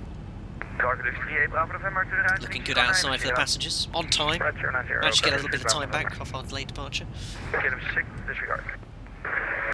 Rosewood 01, speed 220 knots. Reducing 220 knots, broadsword 01. And Rosewood 01, descend flight level 50. Descend flight level 50, broadsword 01. So that's set 50 change. That's a flight level, so we don't set standard. We leave standard set level change. It's looking very good for our position for the vectors. Qantas 6213, just to confirm, are you going straight Sierra Papa Lima? So 220 knots, and we've still got, yeah, we've got, look at this, ZIBO's excellent, it's got a decel point for 220 as well, really nice. Flyer, correction, Qantas 6213, what heading are you on? Currently heading 112. So it looks like, star chart now, the course on the chart here, 183, doesn't match what's coded in the FMC, which is 182. So I'm actually going to set 182. You see we've got this magenta line, that gets rid of access, it means there's a difference there, but I'm not sure why that's the case. Apparently on the localizer here. That doesn't bode well. Why are we on the localizer already? I hope that fixes itself. I wouldn't expect that. Right, let's do the approach checklist. So we've got the ILS frequency tuned 1095, 109, 105, 109.5 for 18 centre. Fixturings are in. Runway 18 centre as well. Course is 182, 182. Damage was set. Courses are good. Take the engine and tires off for a second. Approach check's done. First approach for 01, left heading 270.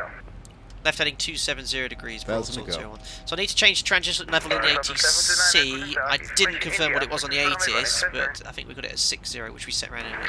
Let's put 40. It just gets rid of the amber warning for standard. There we are.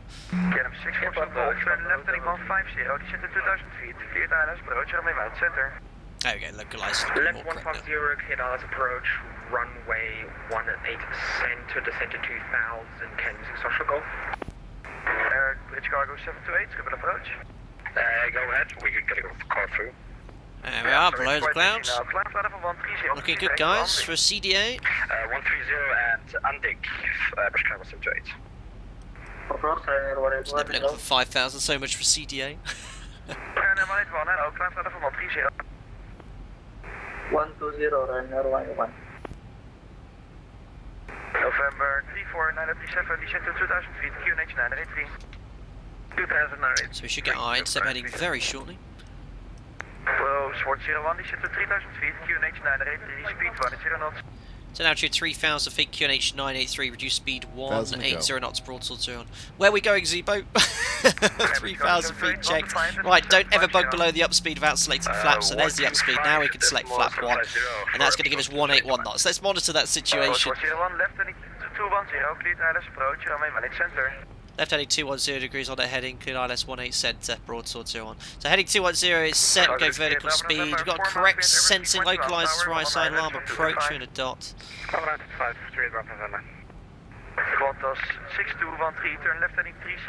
Here we are guys, looking good.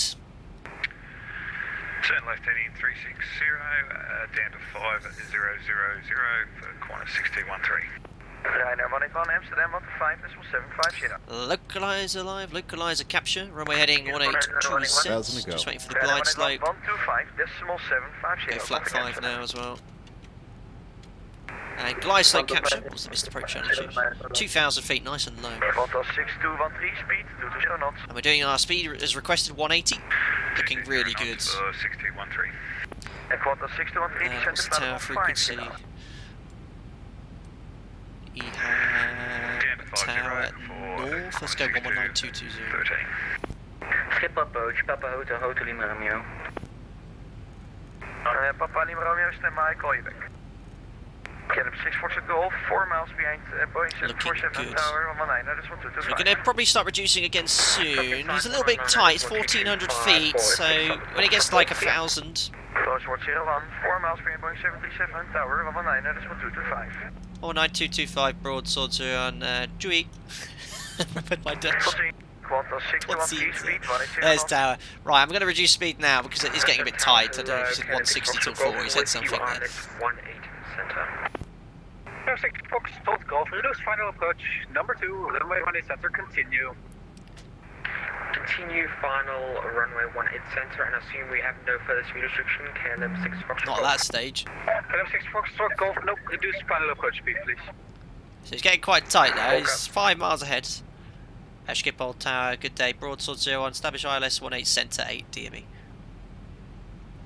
Broadsword 01, I need you to reduce final approach, runway 18 center, number 3, continue. Reducing final approach speed, broadsword 0 on. So that's just like reality, if they want you to slow down, it's a bit tight, so we'll start configuring now, not at 4 miles, so gear down, flat 15, landing chest to flaps, so start switches are continuous, recall is checked, speed brake, armed green light, landing gear down 3 green, order brake set to 2, because select flat 30, that is set, flaps, we've got 30 green light, lights are not on, waiting for our landing clearance, and that's it, landing check's complete, we're fully configured, ready to land. So he wants to slow us right down. To Vienna from himself, or do I go to centre? What's got us more input scope? There we are. So yeah, that's it. He's told us to approach minimum approach speed. It's alright. This spacing here is okay. When you go to airports like Barcelona where it's really tight, so you go in. I did miss, sorry, Butter, I did miss, I remember, I'm so sorry. I did hear it ding again, and I never said thanks, it was so busy, so thank you very much, Butter, for the mug. I apologise for that, really. I do always try and point those out. But thanks for the mug, enjoy the mug, and tag me in it, show me you enjoying your brew from it. But sorry, I'm so sorry I missed that. All good, man. Good. We've got ground then, 1 to 18. Hold short, Whiskey 1, 18. Yeah, and if we have to go around, we've got plenty of fuel. We've got 3.3, so it's enough for another 15-20 minutes of messing around for a second approach. Expect late landing clearance. Broadsword 0, roger. So climbing straight ahead to 2,000 feet, 183. So if we go around, we'll go around. We'll see what we do. Wilco 6 Foxtrot Golf. Park 3 Bravo November, contact ground 118. But yeah, this is normal. Yeah, as I was saying, the spacing between the aircraft like we have here on a very busy airport is quite normal. Minus 1,000 feet. You don't want to be much tighter, so if he's a bit slow vacating, it could be an issue. We'll see what happens. Now he's watching 900 people. Oh dear. So yeah, I've got a new landing rate calculator, boys and girls, so yeah, we'll see what we can do. No promises, eh?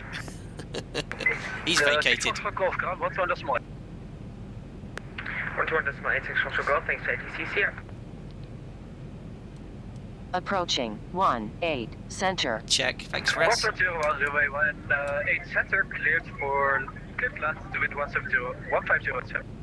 Runway 18 center, cleared to land, broadsword 0 on. Lights are on, checks complete, top of the amber bar, fully stabilised, disconnecting autopilot, auto throttle. Let's see what we could do, guys. Get your landing rate guesses in. Oh, it's so nice to fly the ZIBO mod again, really. It's just the best. So I don't know why localised seems to put me slightly right to centre line, it looks like there. Or maybe it's the cross to the left. It looks okay, speed's okay. Approaching minimums. That's checked. 1952 behind the traffic. We line up. Minimum. Let's continue. Looking good. 2S2 light speed's okay. Thanks whoever bought the merchandise. I'll say thanks under the chat. Whatever it was. 40, 30, Check. 20, Close. 10. Hold the attitude. Hold the attitude. Use the rudder to maintain centre line. Come on. Where are you? Where are you? There we go. I'll take it. Speed brakes up. Reversers are selected. Minus 74. I can even see it. And a very good flare. Love it. Oh, there's 100 knots. Oh, a bit high speed for this one. 80. We can make it manual braking. 60. A little bit fast, I think, to vacate this high-speed exit. But we'll take it and get off the runway for him. Ladies and gentlemen, welcome to Schiphol. Thank you, and welcome to Schiphol. Contact ground 11.8. Approaching ground runways. 121.8 broadsword 0 on tot seat. Alright, where are we? That's the next question. Absolutely no idea. Vacated at Whiskey 6. Kilo 1952, cleared pre-takeoff, runway 80 center. So I've got my chart out here. Whiskey 6. I'm just going to bring it to a stop contact ground. This is where you could really do with a first officer. 6270, run F5 Golf Whiskey. So I think we need to go this way. Wilco 5 Golf. F1 1441 requesting taxi. Select flaps. I'm not going to go. I'm just going to taxi forward to Alpha 22 and Alpha.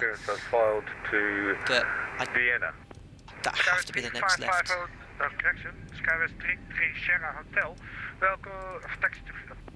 And of course, we're going to taxi on the stand. Thank you very much to whoever bought that merchandise. It doesn't show me as well. Thank you very much for the donation for £2 from Icefire as well. Need a knife to spread that butter. Outstanding. Thank you very much for the donation. LPAT 2X-ray departure, School 1000, Skyway 330 Hotel. Austria 3 Lima ready to taxi. So I'm just going to have to take a left here on Alpha. I've got the chart right in front of me, guys, so I can at least roughly see where I need to go. Charles 86 Whiskey ready for Pushback. First, Austria 3 Delta Lima taxi, holding point Whiskey anyone behind me? 18 center. Via the north, taxiway Bravo, via Alpha 4.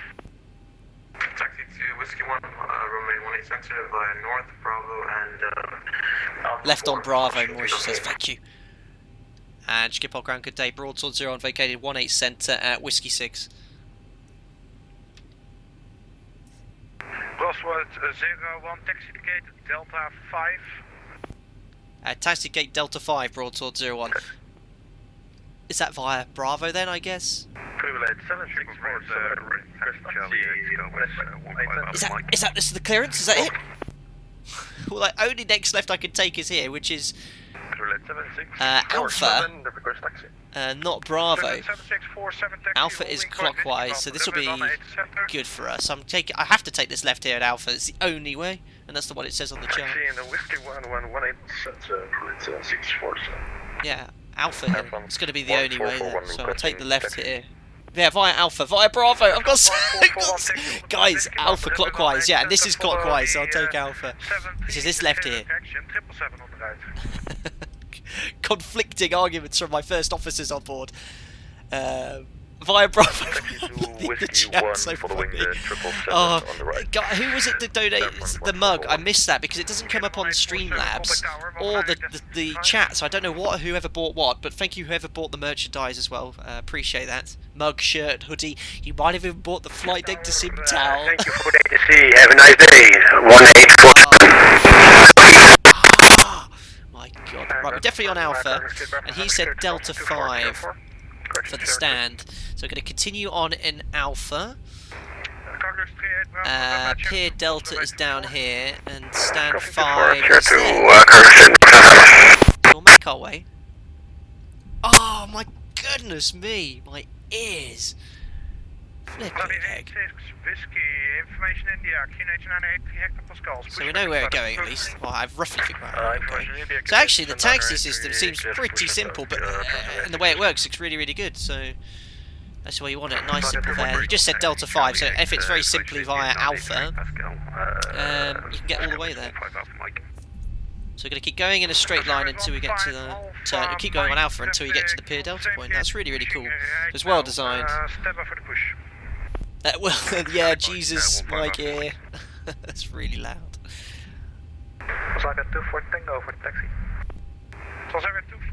So yeah, this scenery is from Aerosoft. Yeah, it's on discount as well. I think 25% off from Aerosoft at the moment. I got it from the DLC store, so it's worthwhile picking up there. It looks okay. And this is it, first ever time here. So yeah, sorry guys, I'll show you where we are going. So we're going on all the way along here in Alpha, around the corner here, and then Delta 5 is just in this little kind of cul-de-sac there. So we keep going on Alpha, and then we'll make a right turn here. Well, I say it's one way there, so I'll probably come in via Alpha this direction, in via Alpha 4. Oh no, sorry, I looked out the way, sorry, in via Alpha 10, that was going to be the cock-up. So Alpha 10, in via Alpha 10, and then Delta 5 in that corner. I guess that's the way we go. So we'll keep going in a straight line until we get to a turn. Warp yourself to gate, Andy. No, we only do things as per realistic procedures here. Delta 6213 taxi to gate Delta 29er via Quebec. Delta 29er via Quebec for Qantas 62. We'll finish the Project Fly flight as well as we are on the ground, so complete flight. Ground, good afternoon, KLM 332 X-ray with you, Boeing 738, requesting airways clearance to Dublin as filed with information India. Skyway 33 Sierra There we are. Information India, Q998 Hector Pascal's pushback and startup point. So making good progress towards the corner of Alpha. Skyway 33 Sierra Hotel, information Then we're looking for Alpha 10. Pushback and startup point.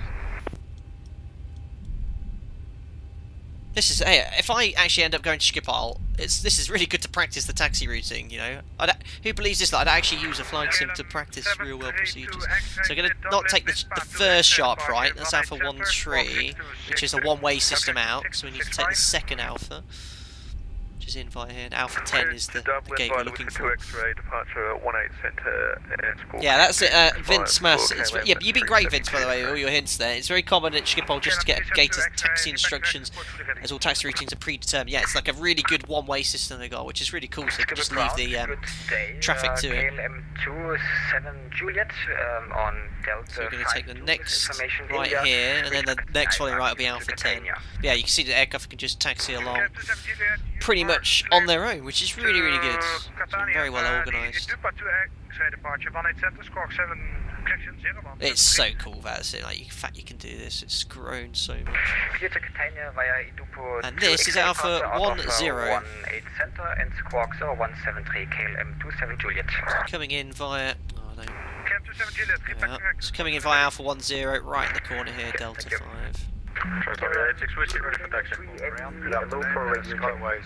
I won't bother. I usually like to say thanks to the guys. So this guy's super busy. I don't want to block anyone. Oh, look at aircraft taking off on VATSIM. It's so cool. Really, really cool. It's so alive now. Like, if you just don't, you've got to use VATSIM. Brilliant. Absolutely. Really, really amazing. Right, let's get the APU started. Shut down engine number 2, so I'm pretty confident that I know where we're going. Big clunk from the bus tiebreaker closing, I get that noise.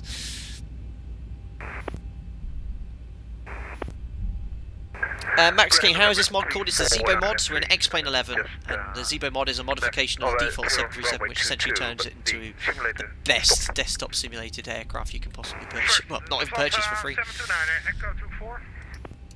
So right in the corner. So here's the left turn, and then a slight right turn. It should be on our left, I hope. Oh, who was that talking? Not sure.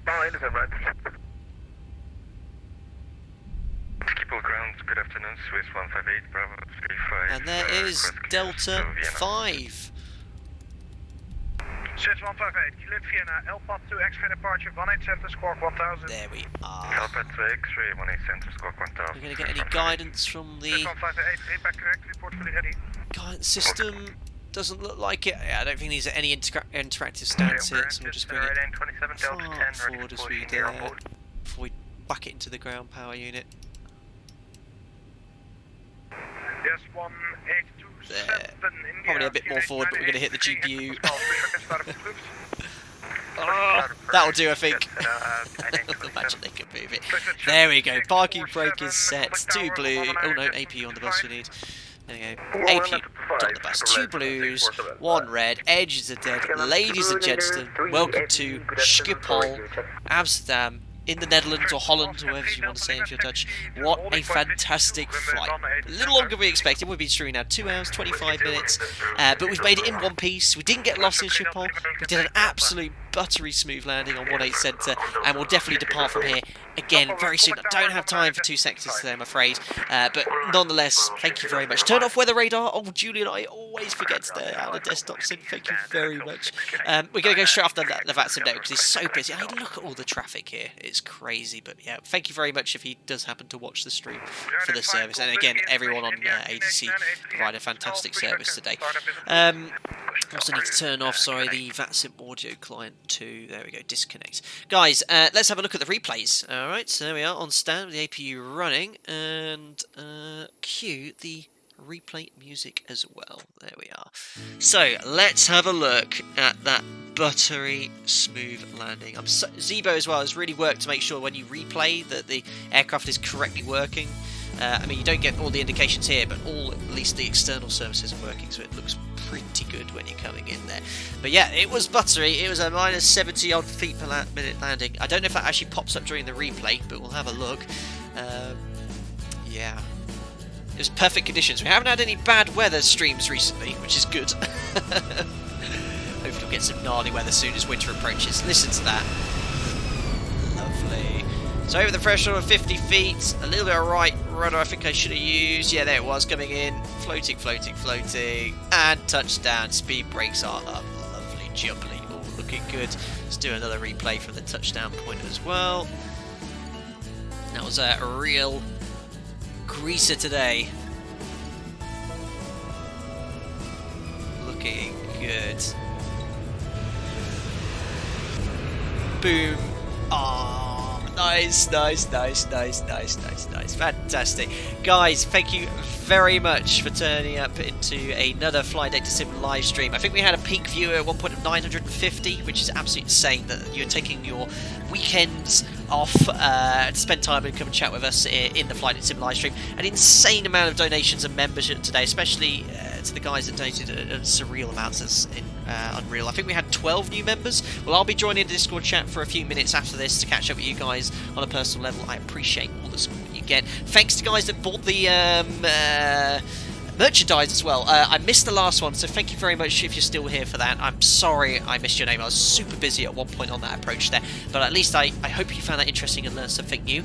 If you are so interested, I think I will be streaming tonight Apex Legends. This is a kind of a thing I occasionally do now. They're not saved, they're unlisted videos, so the only time you get to watch me is whilst I'm doing that. The only videos I do save are exclusive Flight Deck to Sim, aviation themed flight sim tutorials. But if you so want to join me, you can automatically, what am I on about? You can watch me do some Apex Legends later. I hope you'll find that interesting.